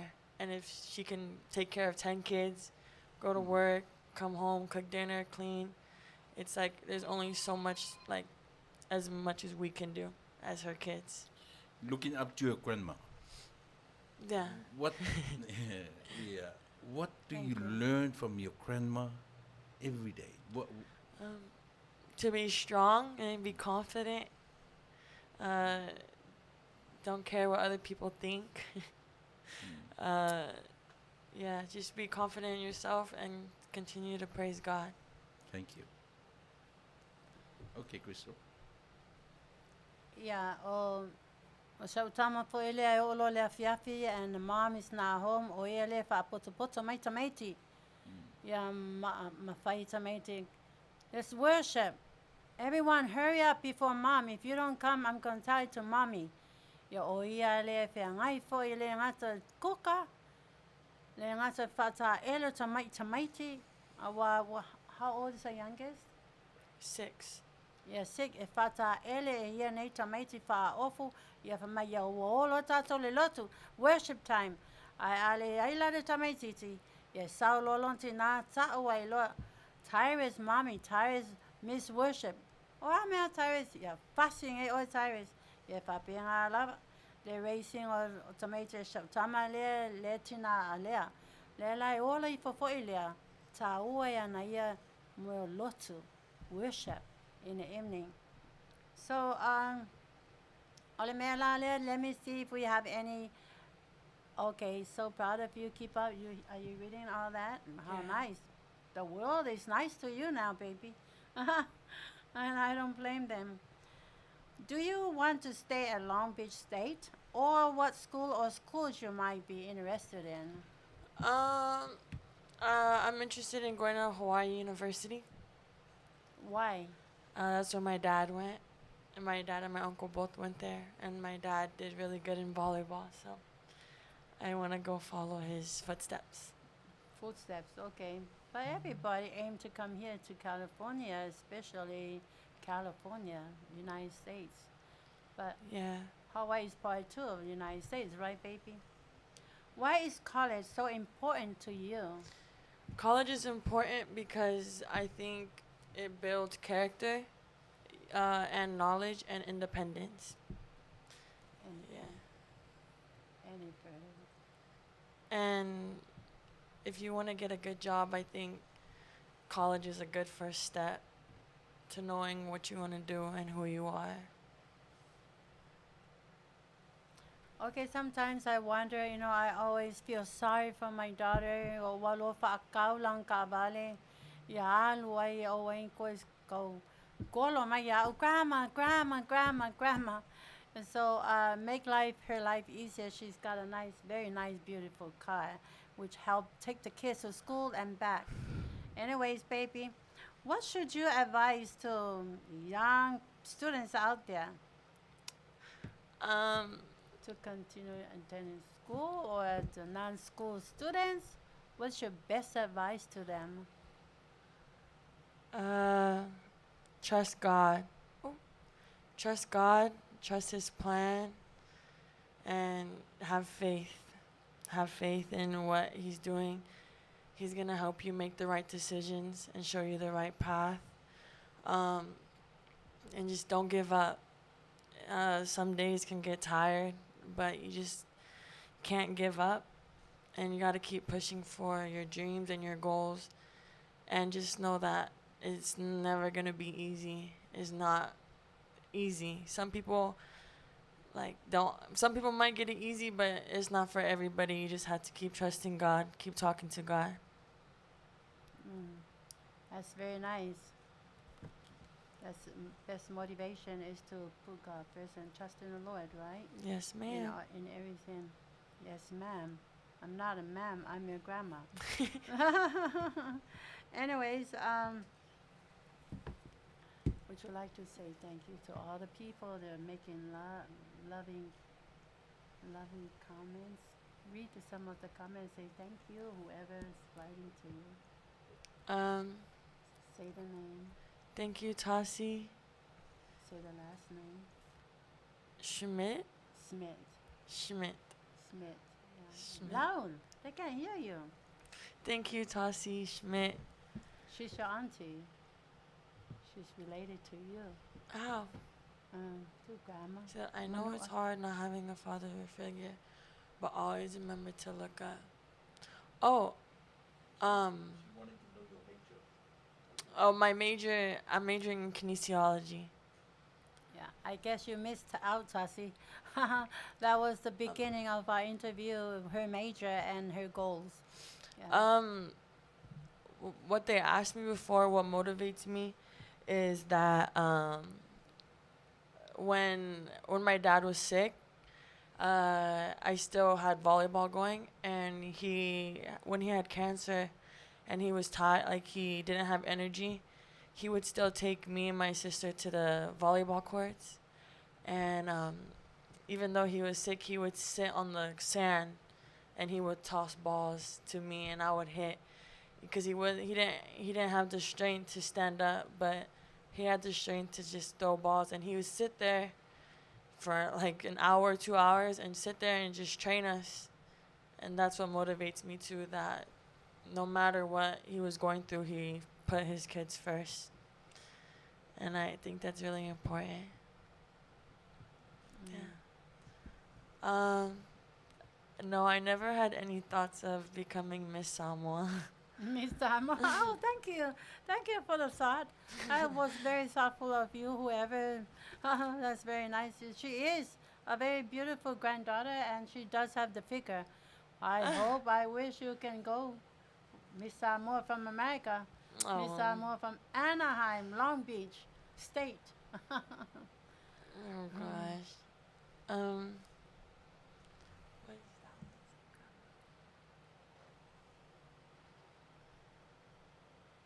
Which one? From Sita. From Sita?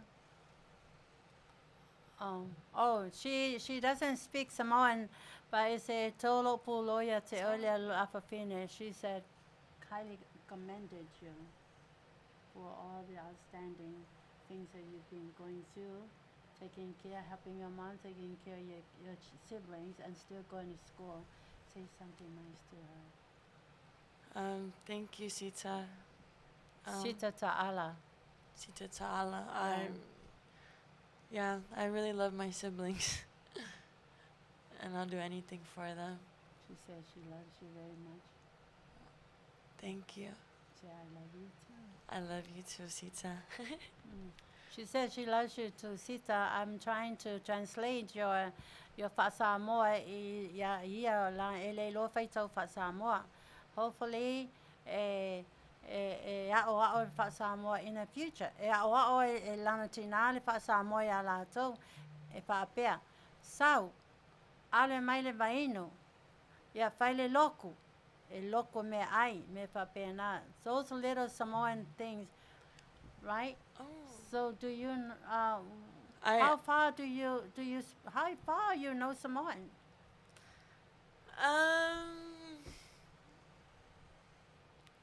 I don't know a lot of Samoan. I wasn't raised in a household where Samoan was spoken a lot. But I did meet somebody that has been teaching me slowly some Samoan words, and I've been reading the Samoan Bible. So give me a couple months and I'll come back on the show. Yeah.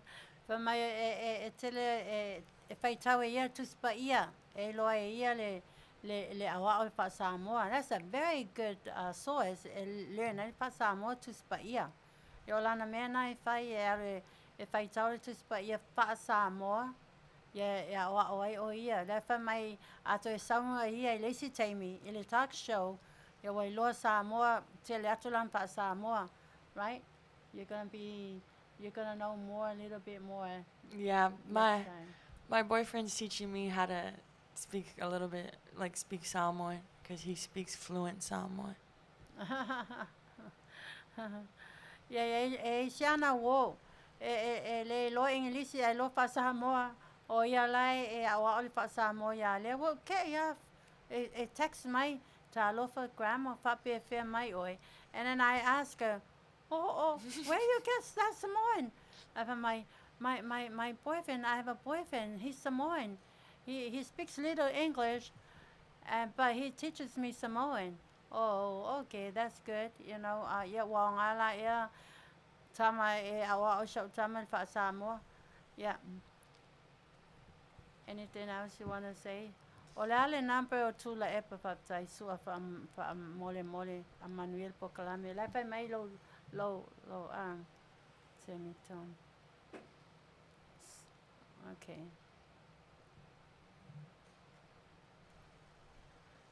Okay, my other question, how soon, okay, you're gonna stop at Long Beach State, right? You're Yeah. not gonna further going further any college from here forward? No, I want to transfer to Hawaii University Oh, for what? to play volleyball. Oh, okay, to play volleyball. Okay, She said that her daughter went to San Jose. San Jose is my other option to go to school. San Jose State University. oh yeah? Yeah. Mm. Okay. I also have a grandson. I teach my kids. I counsel my kids the counsel of God. Nana fita lai maile tuya Crystal. Make sure if I poipo lo whanau i Samoa. Ia o whai atu lola i lea tua. Okay, lela walu whai tamaiti. O whai atu umai o whanau i o grandchildren. Poto mai uma o tau. Ia, whai alonga mai la. Whai mai lea tua. Ia o tau whai poipo umai i Samoa. O oe tama lea aru tene Samoa. Ia. Mai ia wha solo e a ole sambo. A nana fita lai mai lea tua. A whai poipo le tama Samoa i le teine Samoa. O le malo si anganga o lo wanga nuu. O malo si anganga o te tono lo a inga. A wa peila se fasipai. Pai. A saole ko lea whai poipo lo kamkenge. E alu ko lea maave. A saole kenge Mexico whai poipo lo kama e alu Mexico maave. Ia a wha saole palangi whai poipo lo kama i alu le maave. Ia wa mo waku le ma losi anga o te tonu o le a inga wha Samoa, a inga Samoa. Ia o te sistai lea tua.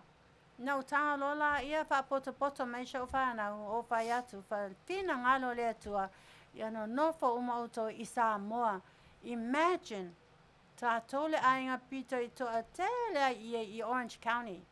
The Aso'au family. Imagine up no nofo is auto Samoa. Wow, that's a powerful, strong foundation, powerful family. You know, powerful culture. So saulole so tamale fa pe mai. Yeah, grandma. Loa ua maua la boyfriend. Ale fapi yonga yele lo Englisi o faku o kalo fai. Ala mo e lo fai la e tama. Fa mai ele aino na matua o tilon tina. O ia kukusa ala ia ma ua mastama lea e loto fa noa a me e fa pena ia e lo fai ia lana o matua o ti foi o ia.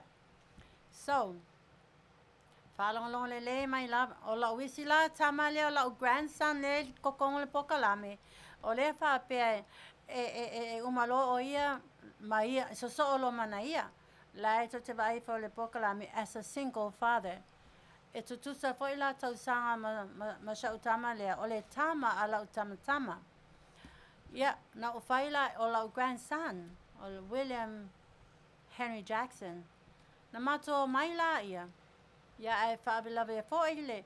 O le mea ngā wa single father ainga ia. Ia lawa koe kope aku la kolo leo le whawhinge ia shau kama e a fōinga le uo le kemi e mai shau kama le pepe lea. Le whawhinge shau kama lea.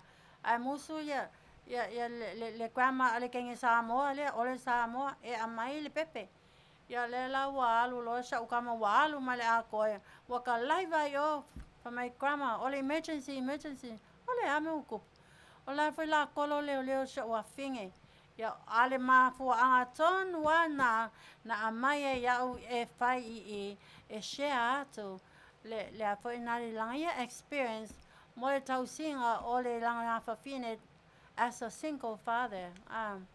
Ia o ia foi la one day o fai ngā luenga lau whaloloa ke ia wa sau kama lea o little Will fa mai grandma wa maua lau teine pena e fai mai ia suen mato wo Samoa o whaku ia o whela ngā maua i lau kenge ngā maua le internet o weka whi ia lua kolu aso ia wa sau wa waku le kenge ia wa fai ia wa atuna wa in love lazy ia fai ia wa mai whanau mai le pepe teine ia fai ia ke loe nga uma le umi anga whangau le pepe wa sui ia winga teine ore Samoa ia ole mea lawa tupu en wa mu lole teine le te tono le whale a shau whanau lea en ofo ai ole mea lawa tupu wa nofo ma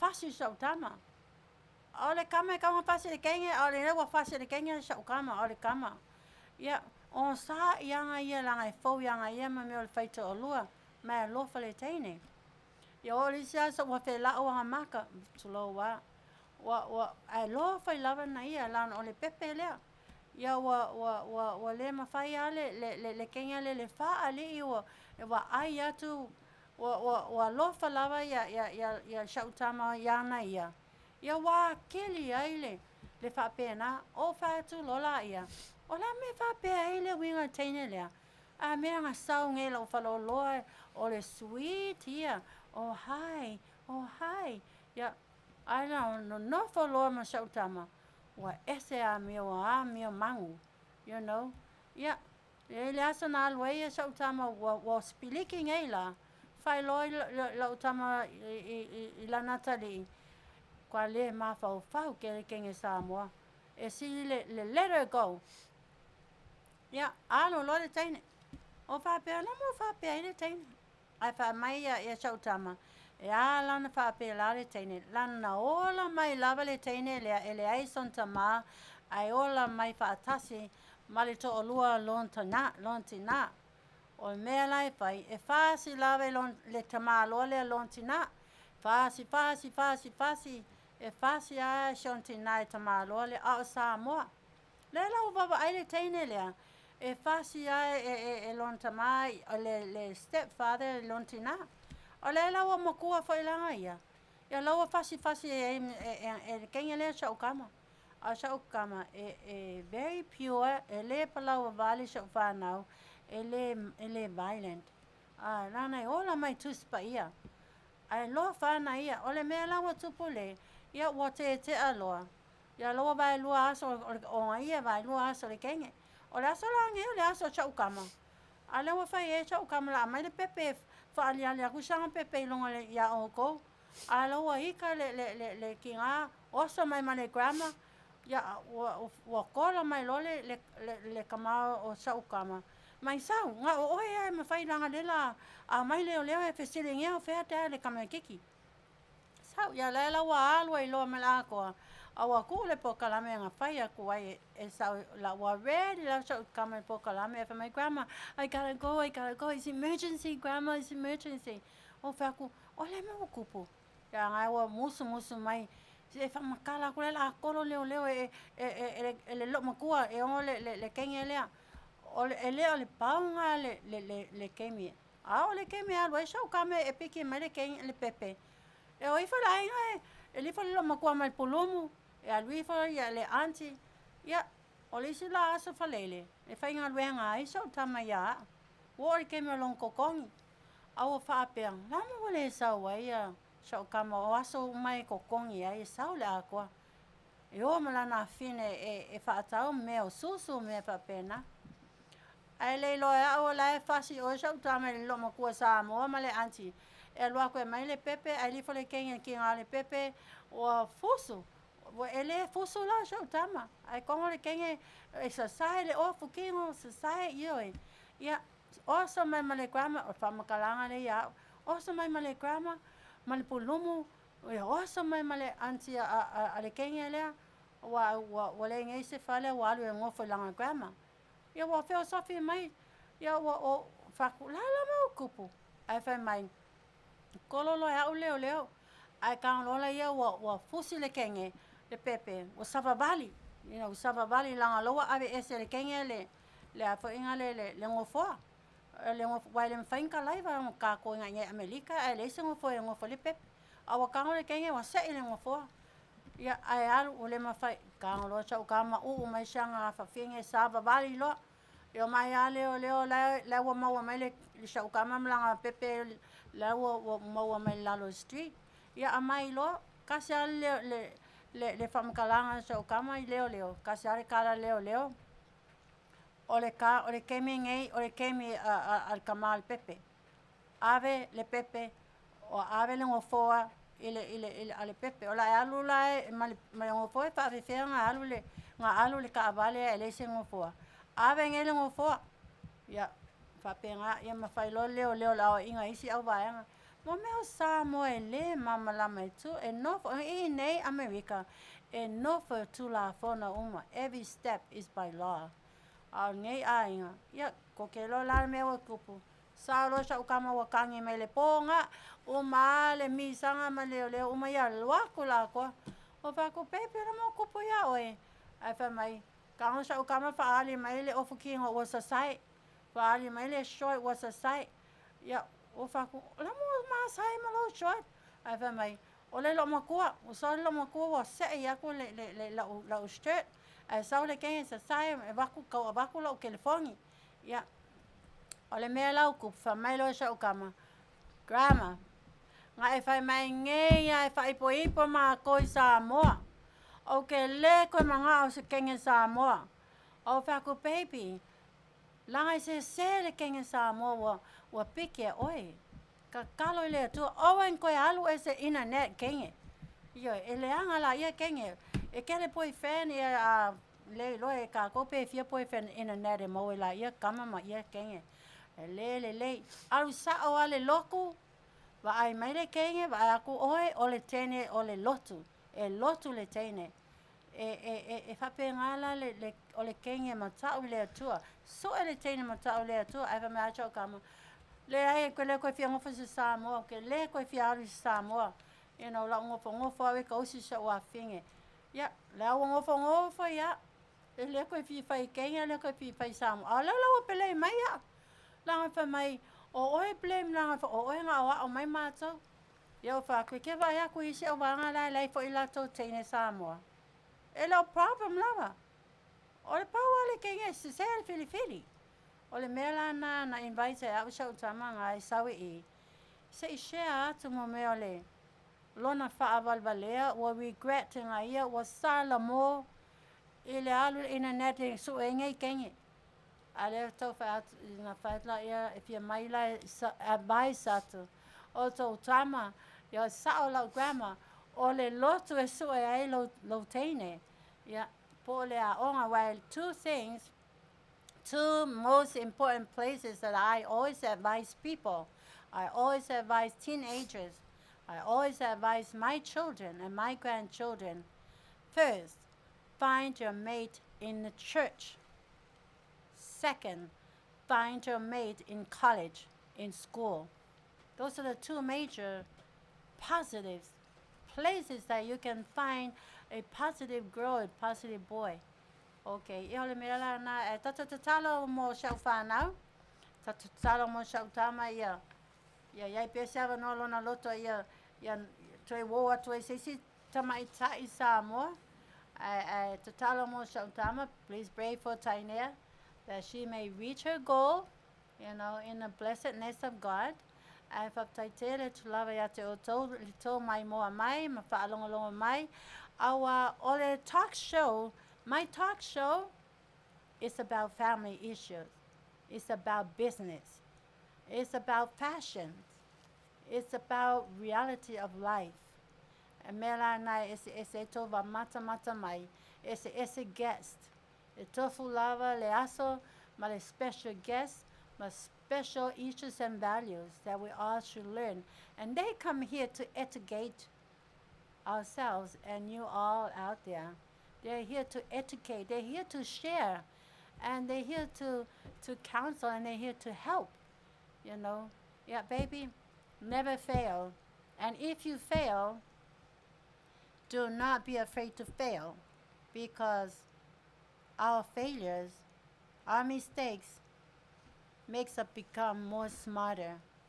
And that's how I become a business woman as I am right now. I fail, but I always rely and lean on the Lord. I have fallen, and I always pray and lean on the Lord to pick me up from where I had fallen. I fail, but I learn from my failure. I learned this, I learned this. I learned from one house of all these men. They tried to take advantage of me as a single businesswoman, especially a lot of men they never heard or dealt with Samoan women.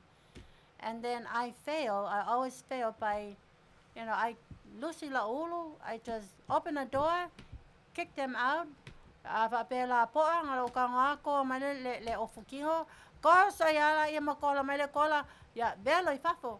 Yang walu la ia kolo leo ko kiki ya walu pui pui langa wa touch out kamalo. Yeah, I failed that part. But guess what? My second house, I learned my lesson well. I made corrections from my failures. So it's good to fail, you experience, and make corrections, and you enhance yourself in life ahead and become better and get better and better in life. Do you feel failing? Are you at the right position? Do you see any failure ahead of you? No, No, that's good. not with God by my side. Okay, can you repeat that again? Said no, not with God by my side. I think Amen. everything happens for a reason. Yeah, you're right. Everything happens for a reason. Oh, say, okay. Say, my last tato pese, say, more New Zealand. New Zealanders. Yeah, so pese le la luatu. Apo a wolo fa twice for ponga tai au po.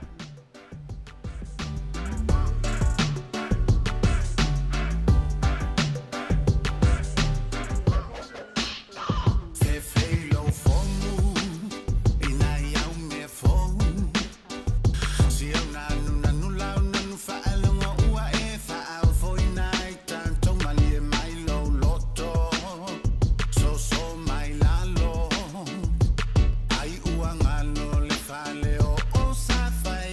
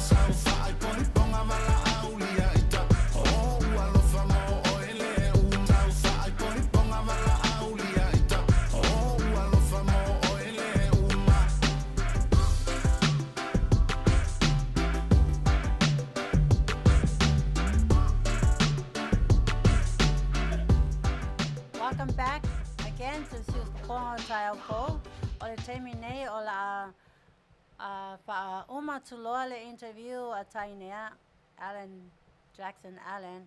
Ye sina tala le pai mai au e fia Faapitoa tuaia o tau matina matama I tau upu mai mai whaamalusianga. That she's going to take it to height. Now we're going to turn the table, but before we turn the table to her, o siya utama lawa ngofa mga makua, ya malipepe ngay, yoy, apo ingale, Manuia yese kenge mga iya Samoa ele fasiko alua, okay ofo, o kama normally fasila ko aba, even that is sale atua, ole lofa, alea kama iulungali, fasile kenge isa ukama. Ai sau kama ai nga lotu ele ba ai o tau ai misa ona mātua e o ya mātua ele se Palau Valley o ka ale Palau Valley le kenge nga kango e sau kama tape le me le nga ko ele nga tape e sau kama fa me sau kama grandma fa no longo mai foi la o Palau Valley la inga ya kilo o ka pengi ainga le lo Yesu penka ainga e leo mai Samoa o Samoa o mai lo makua foi ya kua kuele atua famasina le atua ele o ngi Manuia nge ku inga ainga po ai fa ale kama e ngofo ai ya le lopo le next kama ngofo ai mokol maka you know alang o so kama le fa penga so fanga yeah anyways we're going to turn the mic now to my daughter that she wants to say thank you and we'll come to the closing. Thank you very much Faapitoa lava. Thank you to everybody that's watching my grandma's show, and thank you for everyone that was listening to the questions in my interview. Thank you for the nice words and comments. I really took it to the heart. I ask you guys pray for me and my success, and I will pray for everyone and their success and health. And yeah, just remember to always keep God first. Yeah, mai fa mua le atua. Yeah, amu ia tamaiti fa mua le atua. Amu ia tangate fa mua le atua. O terminei o la tase pese o fa sa utama. Ia la masi siva.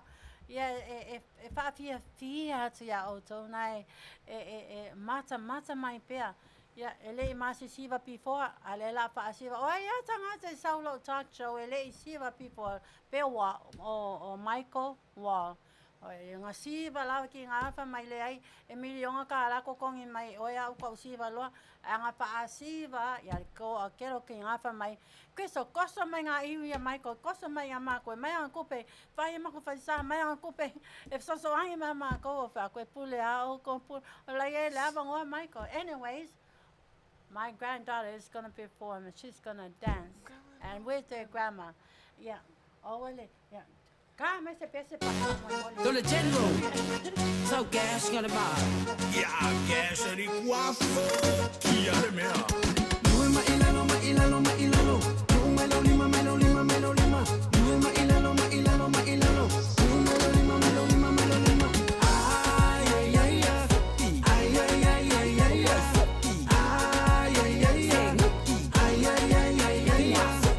Ese que puele lue ma esiva. Awa amamile kai. If I mai ole música. Oka cosa le fai meica. How I feel like the lue mai se ole ngai kenye. Se mamile ai. Te onga e ke fai le. Awa ese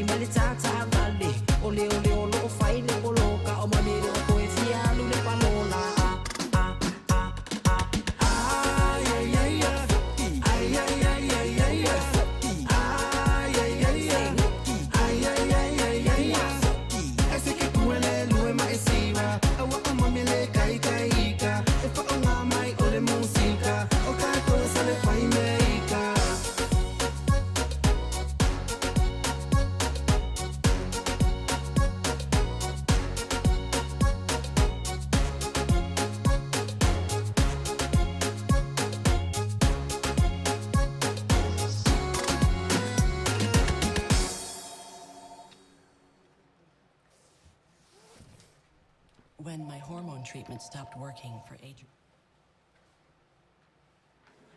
Is this for me?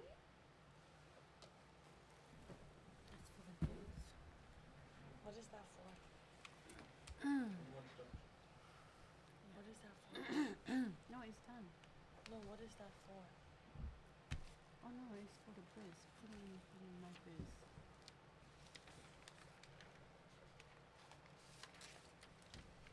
The big one or the small one? No, the big one.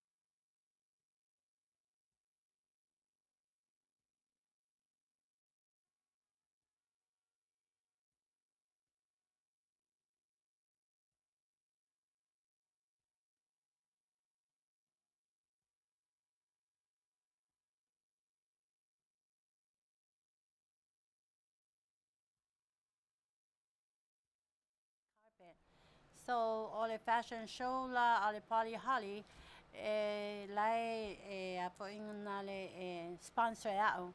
So if you want to walk on a red carpet in Hollywood, yeah, feel free connect with us and we'll register you. Yeah, so you know we gotta show all the world, the whole wide world that they're not the only beautiful women, girls, ladies. We Samoans are the most beautiful women of Polynesia. Okay, so anyways, register. But she was here and she wanted to come here. If I had to fashions, but wakuai nga walwe, piki mai kaluai, le ready ang isi fashion. Ola so isu ilaba o faku kipi o ikua. Pele la so kem gera kamai oi na mamau le freeway. Lo inga walwe mai nga ia. E sau nga I wakale ongo. O langa pisi freeway bumper to bumper is that time of the day ma nga vai kangaka. I'll terminate. Ole afaali ato nan famai lava. Ya awful e call ole eggplant. You know, ole eggplant, ole afa fa Samoa ole eggplant. Ole Israelu. Ole eggplant ole Israelu. Ken ole Israelu e purple, right? Le tato e fai tato me ai fai pirikaki. Yeah, famai. Make sure, Crystal, you wear your eggplants and show your fashion. Yeah, le lala a show akule fashion. I said, okay. Ole eggplant ka ole ofu lea. Yeah. Ole ofu lea. Ele connect le mea lea. Show, you know. Yeah. Yeah, le ofu la lea. Yeah, fa mai tatala lo jacket. Yeah, wa tatala kile mga kakala lo jacket lang ale singa ye. E koso inga lo sipa. Yeah, I pawale, this is how far I can go. For my show your fashion, if I'm an advertisement ole Polly Holly, ye to loy na mai to ina fashion. Ole ofula le. E tatala le jacket pa bebela le mea luo e dina malo boyfriend polo to olua. Yeah, ba ai mai foila. E ai le mea le e ese le separate material le. E kokoso mai ngā o, nanga le whainganga, ko ki kilo mai langa le, teipo le ngā ai. Ale mea lea, ai sa bali kongo whale einga. Ie koso mai o, ia rai ki alua pere kengi pai poi pongo angani. O le fashion la lea, o le pai lea, o le dress. Yeah.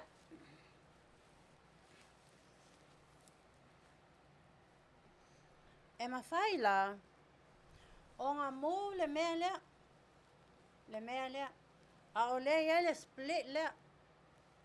Ai ko ke le loma le split, ai se stage ko ke loma me split. E o le split la lea. Le split lea. E lo atu bai o Tainea Manuia. Ya, a o la e whela inga, whamai sami. Ma ngai e o whaangari romantic ka. Ya na nofo la ia ma na o lo boyfriend po lo pa anga po lo to lue.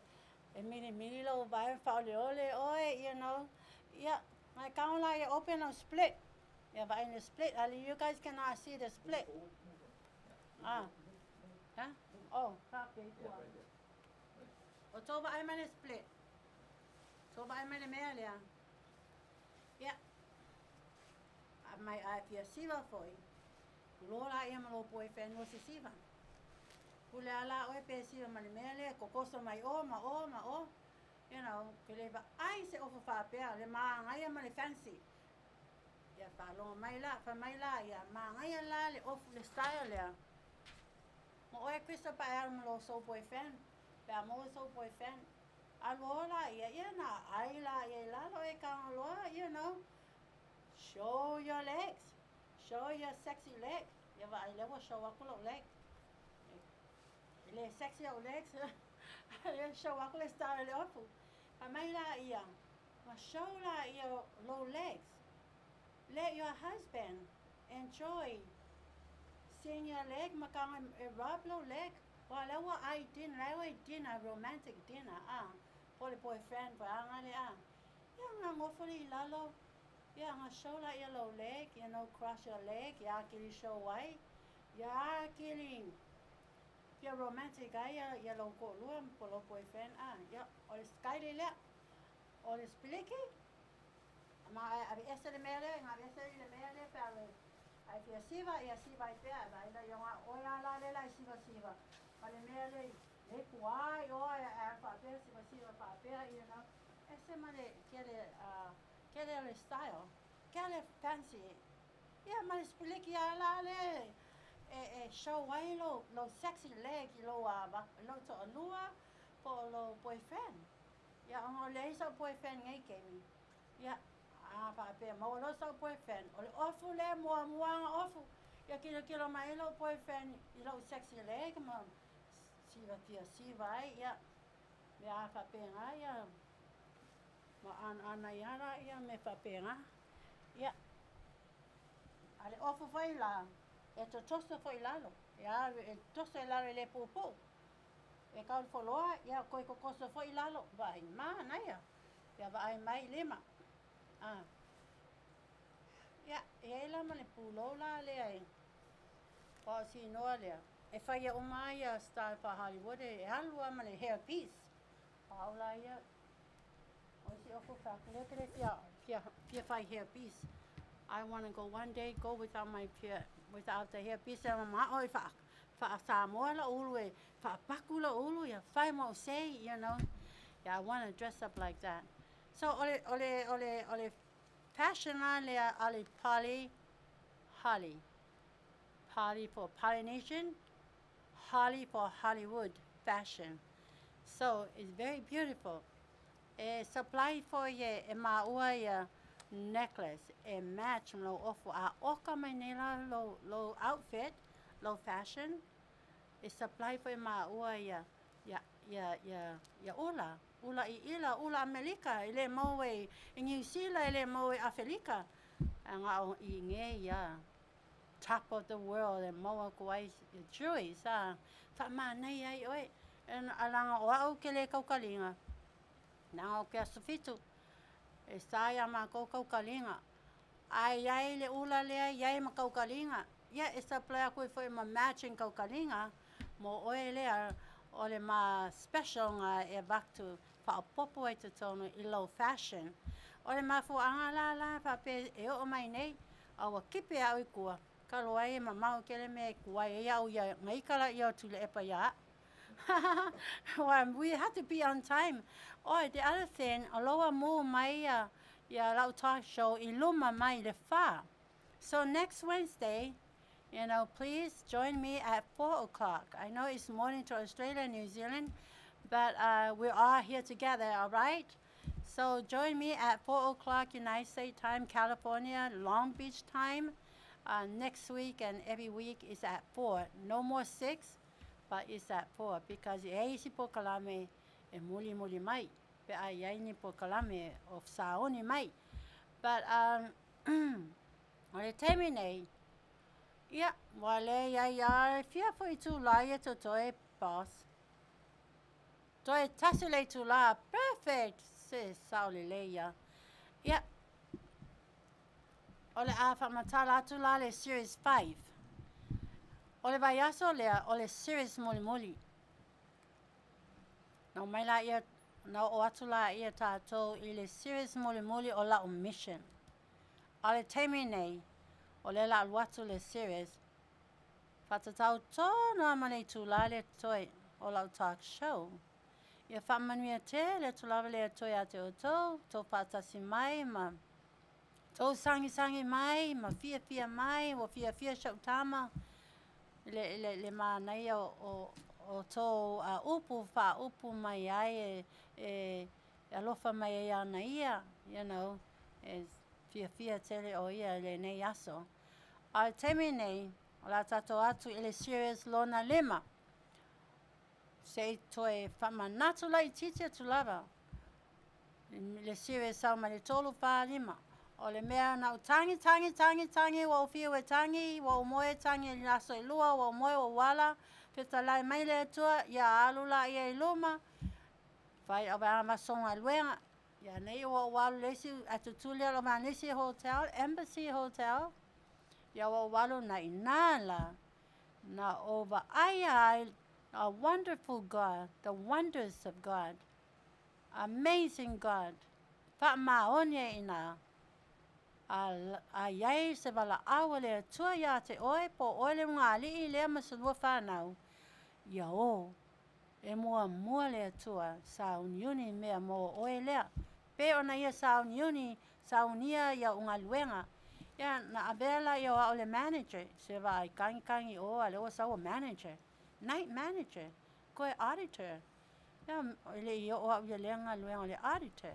Ia wa uma fa koe ave le tua au le poku le building state building la se fulu lua floor. Koe ave le tua au fai ama pule lua. Fai ama pule lua I le manager I le po. I le hotel le it belong under the umbrella of Hilton Hotel. Koe ave le tua o I le fale umi ala 12th floor. Wa fa pule lua ia. Yeah, well, run umai ia pokalame ato le building. I saw one le manager, you saw click on, you umar, you saw wa malia ato to trust le fine ia au. o le whawhine o ānanga ingoa. Wa trust lava aia ni Aouli tu uma mai po kalame ma le matangata uma nei sfuru lua pio ni Aouli runninga. Yo e nāla wa walo i te tonu, ka lepe mea le anga lau waanga ia ko alima ia kuwhainga ia mea ai, ka asu mea ai, wa ka asu pala i kiki. Ai le lava le e o tangata pia ai. Ia, toi wa whai a mata e au le whainga o lotu. Ai le a ai. Wa a mata na whai lotu, wha o tai tai e au. Piki mai lea toi ina, piki mai lea loma toi whai lotu. Ia, wa whai a mata whai lotu. Ia wa ka lepe au le whainga balea au waanga le ko alima. Wa luaku au wha Aso'au lo ka uma kangaka whai ia announcement wha Aso'au launga. O ai lawe mga o wha alua, wha akolu, o mai. Ia ngai ua o oi ole sipungi, ia ka asu, ma whai come back. Ia ola o ngā luenga nana whai, ngā luenga uma ia i lua. Whare te lea lea, ia male hotel te lea lea. Wa ai, tova ai wawenga lea tuana whai moa. E tao mai i mai whaamaoni i oe. O lea tuan a wina. I to tonu o le whale lea. Ea mai le whaotanga. Tangata mātutua. Pei lau tangata ia wa tausi au nei au whale ia e ono. In fact, lawa ia le si whale le i whaatonu wa ope mai fo in masina lea. Yeah, it's a big building. La a mata po ina o mai tangata e whaatumu lea whale. E awe ale vi inga lea tua, ona o ia le whaitutoa. Ia awa ai mai lea tua e whaale tonu leanga e whainga e au kangaka. Ia e kapunga lea tua le whale, ma lea whale, awa ai mai lea tua i le leo lau whainga. O te alofa, pēa o te alofa i o mātua, mama ma daddy, wa le iai la ua, aloa alo o lofai, whaatino o lofai nei to ina ma nei lo mātua. O mea la ia na au na whai o i le whale te lea, le ngata, sosoani ia au i nei ta ngata matutua, toa ave ai mea ai, ua whai le lotu. Le ngata i lea, whaasino mai lea tua, o te aula ia awe ta ngata i le chapo.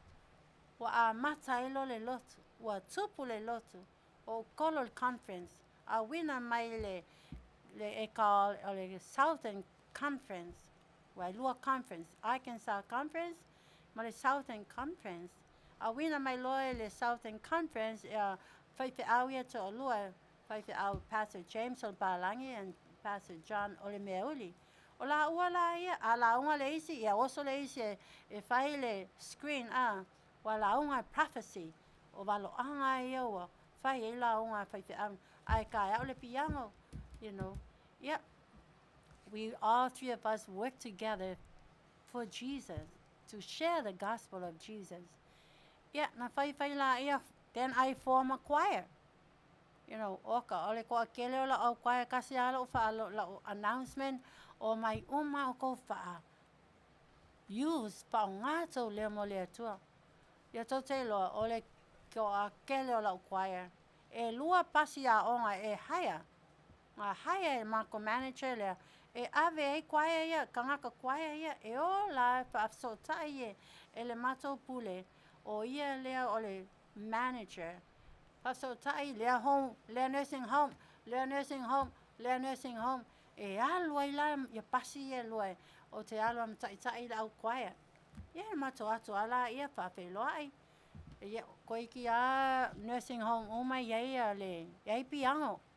Au ke alua la mo la o ki poe, just in case they didn't have a piano. E ka e mako pese. Ia le isi la ea vaenga la o mission. Whawam le choir, ave I pasi e lua. Oi, nursing home, le ngaka North Little Rock, including Little Rock. Wai Capitonga, Arkansas, o Little Rock. E also le nursing home. Ia la unga luenga nga whaapise ia o lea tua. Le mission lava la lea. O le salvation of Jesus Christ. Ia, wa uma nei la. O tangi lo lea tua. Daddy Lord, o te address lava lea tua my daddy. La wa maliu shau tama. O lo wa lofa uma lea I lau daddy lea. le walo o male atua. I say, God, not only that you are my God, you are my Father in heaven, you are my daddy. Can I call you Daddy, Lord? Yeah, every time I talk to him, I always say, Daddy, Lord. Yai lale aso, wal. O tangi, Lord, babe au na o fa atu le atua. Daddy, Lord, I want to go back home. Can I go back home now? Lawa umala misiona. Wa umana wa yai le e kale sia. O ta usi sa pati tangata. Wa o male fa o le tanga I tangata nei. Wa ai ma o ona tangata. You know. Wa tele o ngā luenga o te alu a mai e ofu. Pa atau mai. Wala wa tele la utupe. E lenge o bills. A wa yai kope o ngā wala I wha akau mai o ngai palau sa lo mankua. O le muu. Ia, wha ofa ngai ki ngā. Ma selo la ko ulu. Ma wha ka alo pinball, baseball. O le mewa angare e wha apu le lau papa ai kongi ai. Wai le mwhainka mumoe. Mea mana na whai au. Ia o tangi lo le atua ai. Daddy loe lo tama. Pe wa lava ea lea misiona. A wa o fia alu lava shau whanau. O fia alu ai California. I shau ainga. I shau au lotu. Wale ai ngai se ka piango. La wa ngofanga le ko. La wa ngofanga le o kengi. A wa o ka o kengi ko ka piango. Ia a whai le lotu wha anai o tutalo tele. Ia wa wosa le o kengi. E smooth lava le ka le pese o le loko. A o loi pese whaiu. Ia ngau saula I le piango. Ia right now. Ke minga. Wale ai se isi e. Ka anga le o kengi ka anga le piango. O a o leo o I Arkansas. Ia. O whaatu lo Daddy Lloyd. Le tua tama. Wo fia alu e shau ainga. Wo fia alu e wa ai shau whanau. Wo fia fo I California. Ai wha mai le tua. Not yet. Almost. Tolu ma le awha tau sanga na o iai Arkansas. Na whaataa milo ai le tua o I Arkansas. Okay? So, o le mea lawa tupu. Te ia le isi aso wa kolo mai la uso. O ma malu le ingo la uso. Whai mai. Wa maliu ia e lepe. Wa maliu sha uso. Sha uso la le na pipili mai savai le misionga o mātua. Ia, wa maliu. O whapea so walu le maliu sha uso. O ta talo loi le atua. Daddy Lloyd, my sister died. Oh my gosh, I'm too late. You should have let me go. Oh my gosh, I miss my favorite sister. She's crippled. Yeah. Whaatanga loe le atua o te alu. Whaapea mai la uso. Sis. Amo ia o ia ngā po. Wow, meo whai. Se o whai atu, se o leo ke pisi misiona le atua. Alo whaatanga mai, ke lakul maliu. O walu loa. O latu loa. Whai mai rola uso. Sau tatalo noa. O walu loa sa uso matua leo o maliu fo o ia. Remember I told you my story, my true story of my life. Maliu la uso matua. So malo to ngare maliu, so male sao mato ainga tangalo maliu, I skippy ele tua ao. To o atu la wisi uso so ai maliu, o atu la uso le te pamatala atu maliu, to o la to ngare maliu, to a fitu tangata mali liu. Taimi umara, I skippy lava ao ele tua. Yeah. Le ana ulatu lo fatu la uso. Yeah. Matata noa mso uso. Tangi lola uso. Pa pepo la mo malinga iloi mata sha uso. Afa mai sha uso. Ba ai. O te fialwe ave oile motel. O fa pe la mo mana oile uso ave oile motel. O fa ku why? I say afa mai la uso. Se eva ai. Ele whaale tonu. O le mea o iai o tuangane. O whai atu. O le ame o i tā tuangane. O te lewe whamatala atu ia oe iwa. O te Manu'atele ba ai. O whapea weika whewhe. Wa o mani whaalokanga mla o misionga i o aku o mea uli. Lau au sau i lau a inga o le amo wa kupu. Ia o kuangange la ia. Ma lako a inga o ma whanau. Ma holo le motel. E call International Motel. Ma o aku loa whamere la uso. Alu iai. Ia lau isi kuangange i lunga. O lau isi kuangange i lalo. Ia o walu loa lau kuangange mua la le i lalo. O walu loa. E open aku whaiko ko aku i kui aku e musu la uso ma o. A lea wa walu. Hapia se walu api o lea me lea vinga ma isha uso. Ia o walu loa. E so e atu le whaiko koa. O kai. Mo meo ka maiki. Wa mo moe uma le poloa. E o il sana va moe lunga le moenga ma isi ka maiki. E o sa kuangange moe whapupu le kona. Wa mo moe uma i lalo foloa. A ke ngeki ma pepe. Wa moe lunga le king size bed la le wa squeeze ai. Ia wa o fo lava. O manao lau te ale whaongale restroom. Ia o le whaongale restroom. E tiptoe. E oso a lunga, lisi kamekiki oso kulunga e bao, lisi kamekiki oso a kulunga. Wa leise me laa ia uwai. Le tumol poloa i nei tamaiti. Ia wa usau loa o lau whima na o lawe mata po le ale mea. E vinga meisha uso. To te loa la le mea na tupu. O i nā malingi a ia o loi mata. O wa ai atu iau tuangane mo lonto o lua malana a wa ma tamaiti umangei. Wa mo moi lalo le foloa. Le ai se meo ai. Koi kiki lava homeless. O le whamu o le motel ngā homeless loa. But that didn't happen to my family. Ia. Ka loa whalava. Malingi o loi maka. Wa le ma whaise kala. Ki kilo aku sa kuangange ki kilo mai wa malingi o loi maka.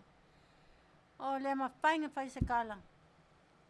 Yo, o whaku, excuse me. O walu loi whapo. Ki kilo la uso le kilo mai ka avale. Lau ki kilo mai la uso malingi o loi maka. Whaasinga mai whaapere lima la uso. Alu i lunga. O walu loi lunga. Le second floor la e lo kuangange makua. Le anga maliu vali COVID. O walu loi lunga. Ia ole same scene lava. Ole lo kuangange wa momoe umangei ka maike kasi lava le king size moe ngai ko kong la ea hotel kasi ale king size bed.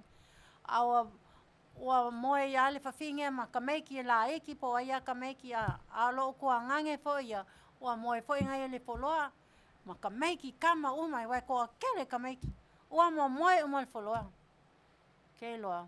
Wasili ako la uwhaangoa ia kuangange ia. Malako situation, malako whaangau. Ila uso lau maliu. Wala uso lau maliu. La maliu mole ali. E koe ku mai o ia. La loku anga ia. Mai whai anga loku. Au kuangange ia. Wale iloa le whaupu la whaupu wai. Wasili aku lo malingi o loi maka ia la ua nge maka meki ma wa uma nge maka mai pepe. I lo malingi o loi maka cha uso leo maliu. To te loa la mea na. Na walu la upotu la hotel. O ko kuli lo ma lea tua. O whai aku lea tuai. Wo o le teimi. E ta tauna o mai lo whautanga i lo a inga. O te tonu, wa vea le oti le maliu sa uso. Ma meo au mai e lo fio au. Se o wa ai lo a inga. Ia mai le whautanga ia lātou. Ia, wa lo whalava e se mea aleanga. O le mea lawa tupu. Ia, wa umal maliu. O walu i Arkansas, wa utoi fo i nei lai Arkansas. To te loa le vāwenga le tuana whai moa. O wa luato e Arkansas ma lo loto whanoa noa nei. O walua so e whale. Vāwenga le tuana sa ile e au whale a luato au le lona tolu o street. Lava noa mai whale e ono whale. Ava noa uma empty.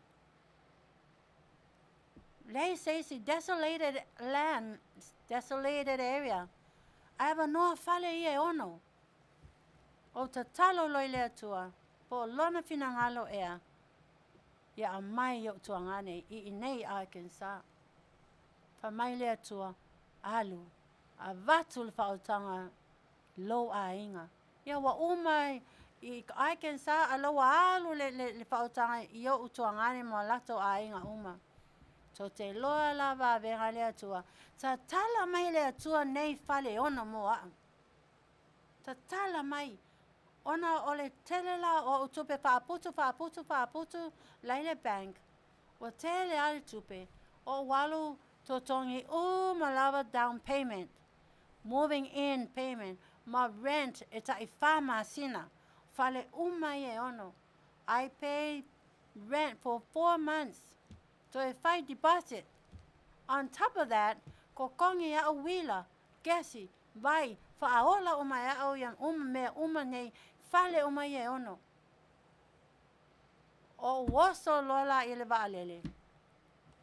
Sau ngai California. O usau lava, o walu sao lava le Penske. O le Penske, o le company truck ke kele angai, you know, like U-Haul, like budget.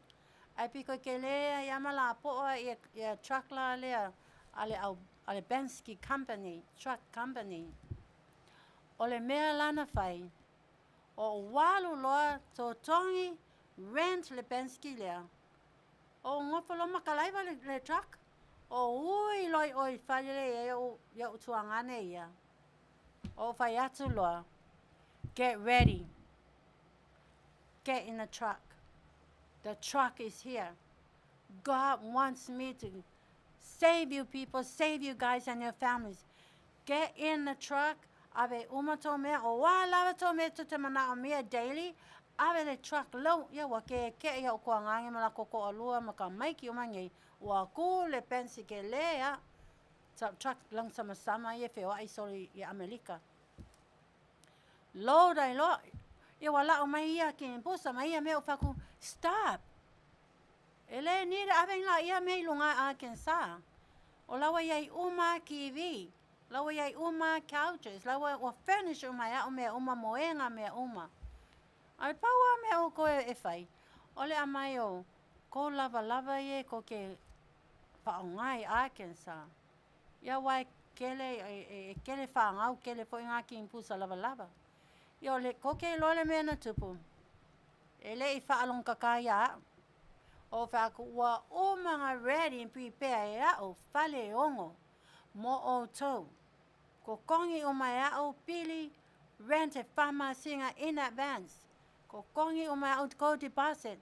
All you need to do get in that car. Follow me. I came here for a wina mai au lea tua a mai le whautanga. A wa kangi au ke minga. Kangi au. A wina mai lea tua a mai le whautanga au ko. Kako wo. Ya. Lei se le yalu. Lei se sin fatu ese. Ua ke ia so ainga. O umala ia mako wo ia la ia. Follow ya au. Ya mai mo lo tuangane truck driver. Wo mai umala. E koluaso o. Ya. Kaungu ulo long koluaso. Oka se me wa ofo I neighbors la ia. Ngal va ayo neighbors. Oka se me wa ese. O ia ko enga kangaka pengi Hawaii. Ya me la e ofo ai. Wa luatsu le Penske le truckelelea. Wa in le driveway. Ya unload me ale ainga. Ya alu next door. O fale umaya next door. Unloaded ya me umaya la to fale. Pa pena la lesi fale ta walesi fale. Ia Aoauli la, ua maua e mala o fale e ina Faapitoa le atua. O la nofo nei le baba ai ma sha o ainga ia. Ia maua e mala o fale na o awala o fale. Wa ofo ia neighbors. Wa mai fafa o tutu. Wa lato le ina atu le lau. Wa ina atu le truck. Lau. Ia lisi fale. Lau. E leva ai lato se mea faapea. O te tari tono foi, e te leiva aia i se mea faapea. O ni fale e ono. A wa watu ele a inga matua ngane ia malato a wa malato whanau to a tele wano nofo ai. Ia wa hola Manuia ai. Na whaila ia lau whatonunga. Whai tato whono, tato poto mai lava i lau whale. Ia o lau whale la e across. I whale ai e ono. Sa wa ila ku i. Fai loa la o fono i matou fale, i la o fale o fato o mai tato tala noa, se i ta o watu fe awa le atua ma o tau. Ia fai loa matou fono, o fai atu lola iei, ia utua ngane ia malato a inga ia, fa a longo lele mai o tau. Wa tau wala maki ke vai California, ona wa tu la fawai o tau le atua, tu la fawai fo ia le atua o tau. O koe ingo pia, pa ki sa paki, leo ngi loku, a wina tuloa ao, e le atua, e a mai o kou ia. Wa luako e whaaola, bako e whaokanga Yesu, mle atua mo o tau. E leva ai o tau se mea whaapea. Wa umana mai au le whaolotanga i tangata nei au mea uli ia, wa iai le lotu, wa fia tangata. Aloha fina ngalo le atua, ia wa luatu i California, e vatu le pautanga i te tono lo wa a inga o tau ia. Ia whaalonga mai leia o tau. E le aise mea tupu whaape tato a inga, never, not nobody, but it is God. O lea lau te whai yatu ia o ton mea lea. Te lole whale saa lai te tonu o kaama wha asingo ai le project la le whale state le lotu. Ko ke loa inga le whale umea la le. Lawa iei kongo whale saa. Lawa iei e kale sia. O tangata e le tausi saapati, wa tausi saapati wa lo lotu. Wa walu a mata le lotu. O walu a mai whaife au. Yo wa ola matupu le lotu. O le lotu la le. E mana o le tua. E tau te ai. O wanto e whaito wa meo ia na whai California. E o ngā solo. Whai wo solo. I ingo pia solo. Sori sa paki solo. Mea ngā o ko wola whape ngā ai. Kula fawai o ko le atua. Ai sea wa kula fawai o ko le atua. A mama ma daddy ngā ola maika ko le loku. A nge o whape ngā o ko. Yeah. Le la whakula o kala. Tau te iloa. O le lotu. Ai pule lava o tau ia mea whaile vai aso. Pule o tau ia. That's you guys' lifestyle. That's you guys' business. Pau lava mele o te ai o ia te auto. O le lotu. Ia tau vivi le atua. Ia o tau whape tai atu le atua. I nei manuia e tele. Nei whale. Va ai, whama sina le ano nofo free ai o tau. Mo tau whanau. E deserve le atua. Le ona vi inga. E tasi ale aso. Tato ola uma mai lava. Le ta usi sa pate a mama ma daddy ma tato uma. O te mana o la ia o tau wha mai le atua. Ia o tau sui tau amio. Ai o le lotu. Toi wha a fau. Tau mafutanga ma le atua. Make a new change in your life. Make a connection, strong relationship with God. La o mea ia. Lawa manuia o tau I whale. Manuia o tau furnished houses. Manuia o tau totongi tau pili. Totongi tau prepaid ko rent il whama sina. Wha longa mai la o tau. O tana rola ia whaingoa uma ingoa utuangangi o oe, ia mau nephew Zuma, ia matene matama o oe. I mention every individual names whaalonga mai oko.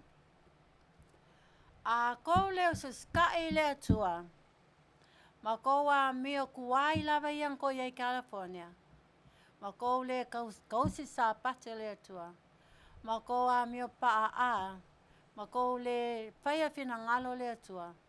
Lau kala la leo whake au kou. O lai whai mai tonu le tusi o whaalinga. E toi luai lea tua. Toi luai lea tua. O ma au kou ia ngei ma kou whangau. E koe luai lea tua o tau i California. Ma kou wola ia ko koe o whaila ia mea. Ma kou wola mai ai. Mea ngau lako wha ola mai o kou. Awa la a ko fia whai Manuia. Tu mau me leo te whai atu ai usa stai. E kasi lava e sa paki. To show God reverence.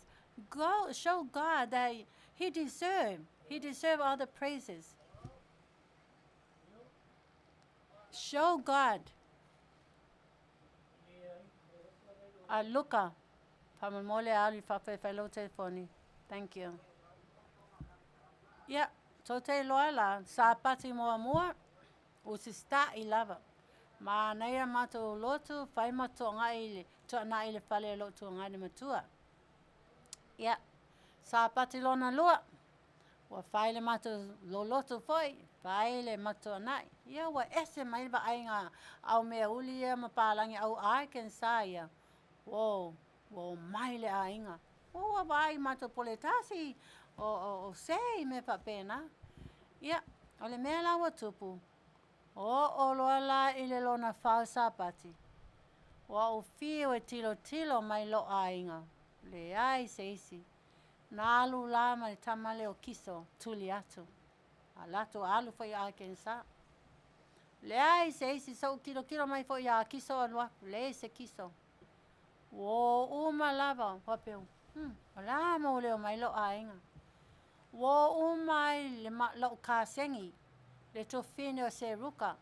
E no foi leisi e pe fai kulai no foi aikensa. Wo ai umo utuangane mato ainga, mane malato whanau.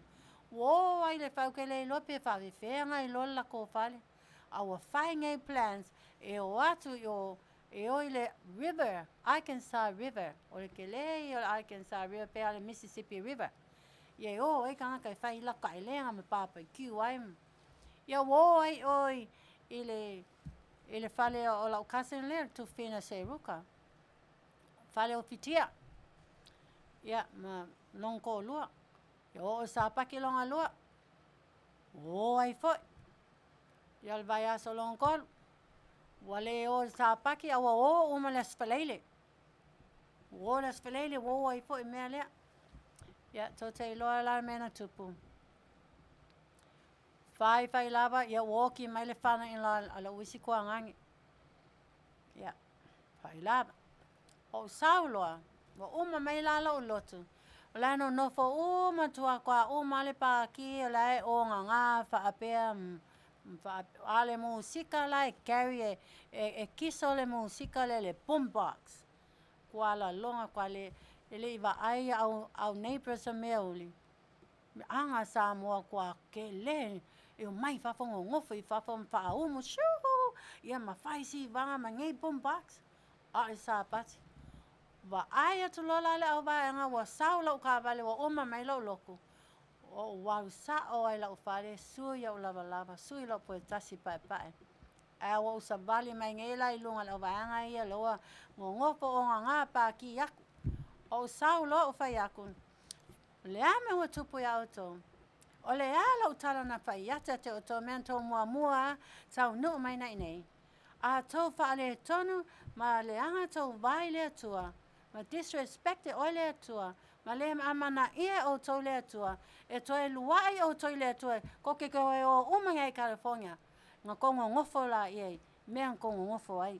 Lo pala. Ia. So te loa la. O whaato o laku ala kua ngangi makua ianga ia, makua e whaavalvalea. O laku au whaato, o oe lea. O oe e makua i oe a au. O oe lea. Oe tama lea tali matua. Ka kau ia oe ngai whesosoangi mai au. E ka i lo a inga, ka i lo uso lea malako a inga malako a whawhinga ko o lua. Ma ka meki uma, ka i alo lea li. Kau ke manguia ai. O whese mea ko ngofo, ke ua mai whale whaapea, in whaapea, uma prepay rent, whawe whenga ko o mai. E le mawhai me mawhai, e o ko ngā whaia mea ia. Ngā o lea tua, sosoani mai au, e mai whaotanga au tau. A nge wa ko ignore inga lea tua. Ia, ko ke loa la, ko e lua ngai o ko ke whai umai i California. E nere oe whai kaule kuspa ia. E whai ako lo kua ngai makua ngā. You need to seek, you need to dig deeper. You need to read your Bible. You need to read your Bible to all these kids. You need to dig deeper. You need to fear God. You need to read your Bible. You need to read your Bible. You know, and fear God if I made it to ngani. You don't tell me to read my Bible. Waele tala. O ti ngā lo loto. Whama, you don't tell me to read my Bible. I know how to read the Bible. O whakele o whai ako kele loa inga whai tau te spa ia. O lau te whai atu whai tau so e alo lea tua to te Manuia ai. O tau Manuia nei. A lau a tau puli tua I lea tua. Tau te iloa. O te Faatautaia e sau ne to sa lea tua te o tau. Ma leia ngai o kou koe ave o ma o kou i California. Tolu vai aso talu ai. Ai o te mai le whana in la leisi. Ko o loa leisi kua ngai. Pa mai, oh, I'm sorry sis. I have to go back. Langa leisi se whaiele o ke ko inga ngā o lea lava. Ya. O whaapei whalo loto. Ya. Ka alo whai. Wo o mai teimi o le lua inga o kou. Ya, le ala mea tupu. Ki ngā le mangu le whale furniture se ngā whai e au. Refrigerator, TV, ke kere, whai o mai au.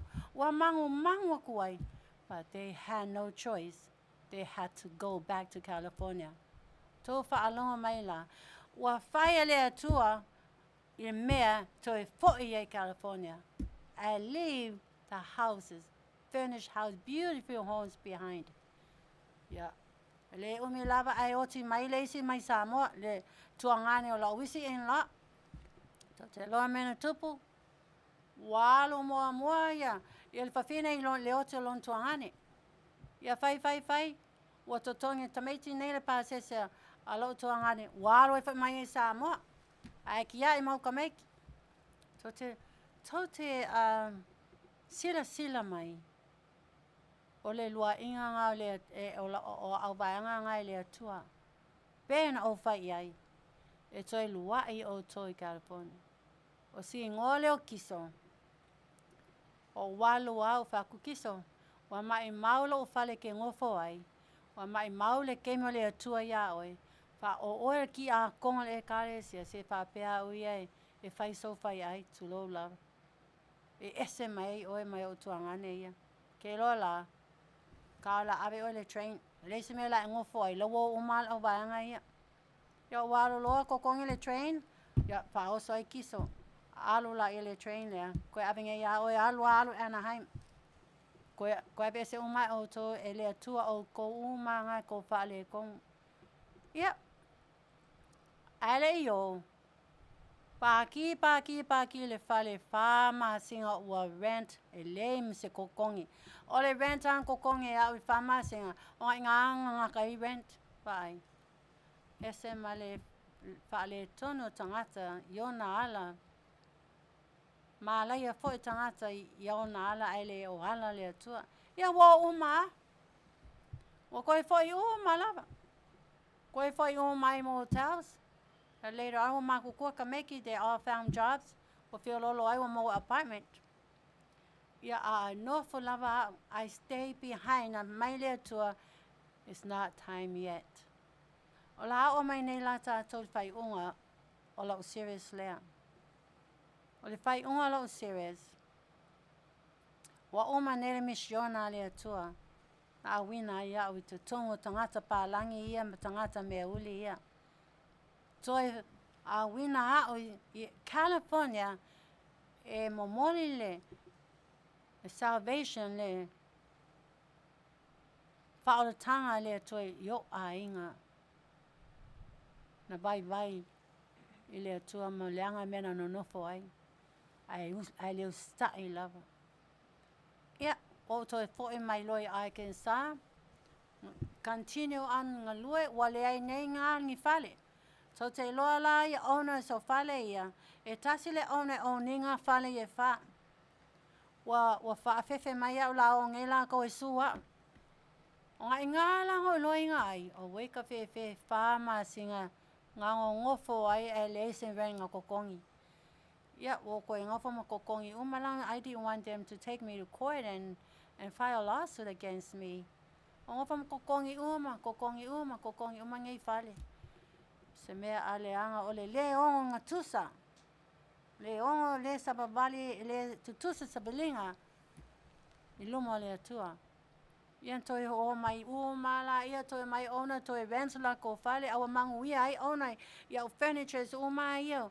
Wa ave male one kokongi ingi si pili ma kokongi isi rent o fai ma ko deal ya ala pa ku ma o ko kiwi lea ma le refrigerator lea ma couch ya langa match uma e pa u mai laro le afe lima selau pa pe na lava nga negotiated e a o ya owner si o fale ya ma pili yo rent o behind ya wo mai kusanga wa ku vacation pa ki kai ele Arkansas River ko e o mai ai wo safa ia o kokonga ngai fale e ongo ole ant nga ola mission nga ave faatanga e lo ainga ai le talia ina la to le fa winga ina le sincere la to le winga ya la to faatanga le tua o temila nei o mali liu uma tuangane. Liu usama tua saula wisi tuangane le fa mai. You don't tell me to read my Bible. I know how to read my Bible. Ti ngalo loto la e aso la e sapati. Yeah. Wa maliu la usa maliu la tuangane na so ma wisi tuangane tanga loa le na saul mato ainga. I skip ya le tua. So ma wisi usa maliu watu nei ya le COVID. Mali liu uma to afa. Mato ainge. Beto alima. Ile COVID. Mali liu uma. Tote mata mai moa mai. O skipi ale atua. Maliu. Skipi. Maliu. Tu tasi ala uso lae ine Tennessee. Kim. Yeah. Ole ungai na ola omisiona. Series 5. Ole vai aso la lea. La pa uma tua ile series. Ola omisiona a toa. Ma sayai se mea lofa lea tua. Priceless. Na fo waim pa manuia mai au lea tua. Na reward mai au elea tua. Ole mea lofa. Na to tongi mai le atua o loi mata, le na utangi ai i le hotel. To tongi mai le atua i lo wanga le lei i nei tangata uma. To tongi mai le atua lo fai lo ainga.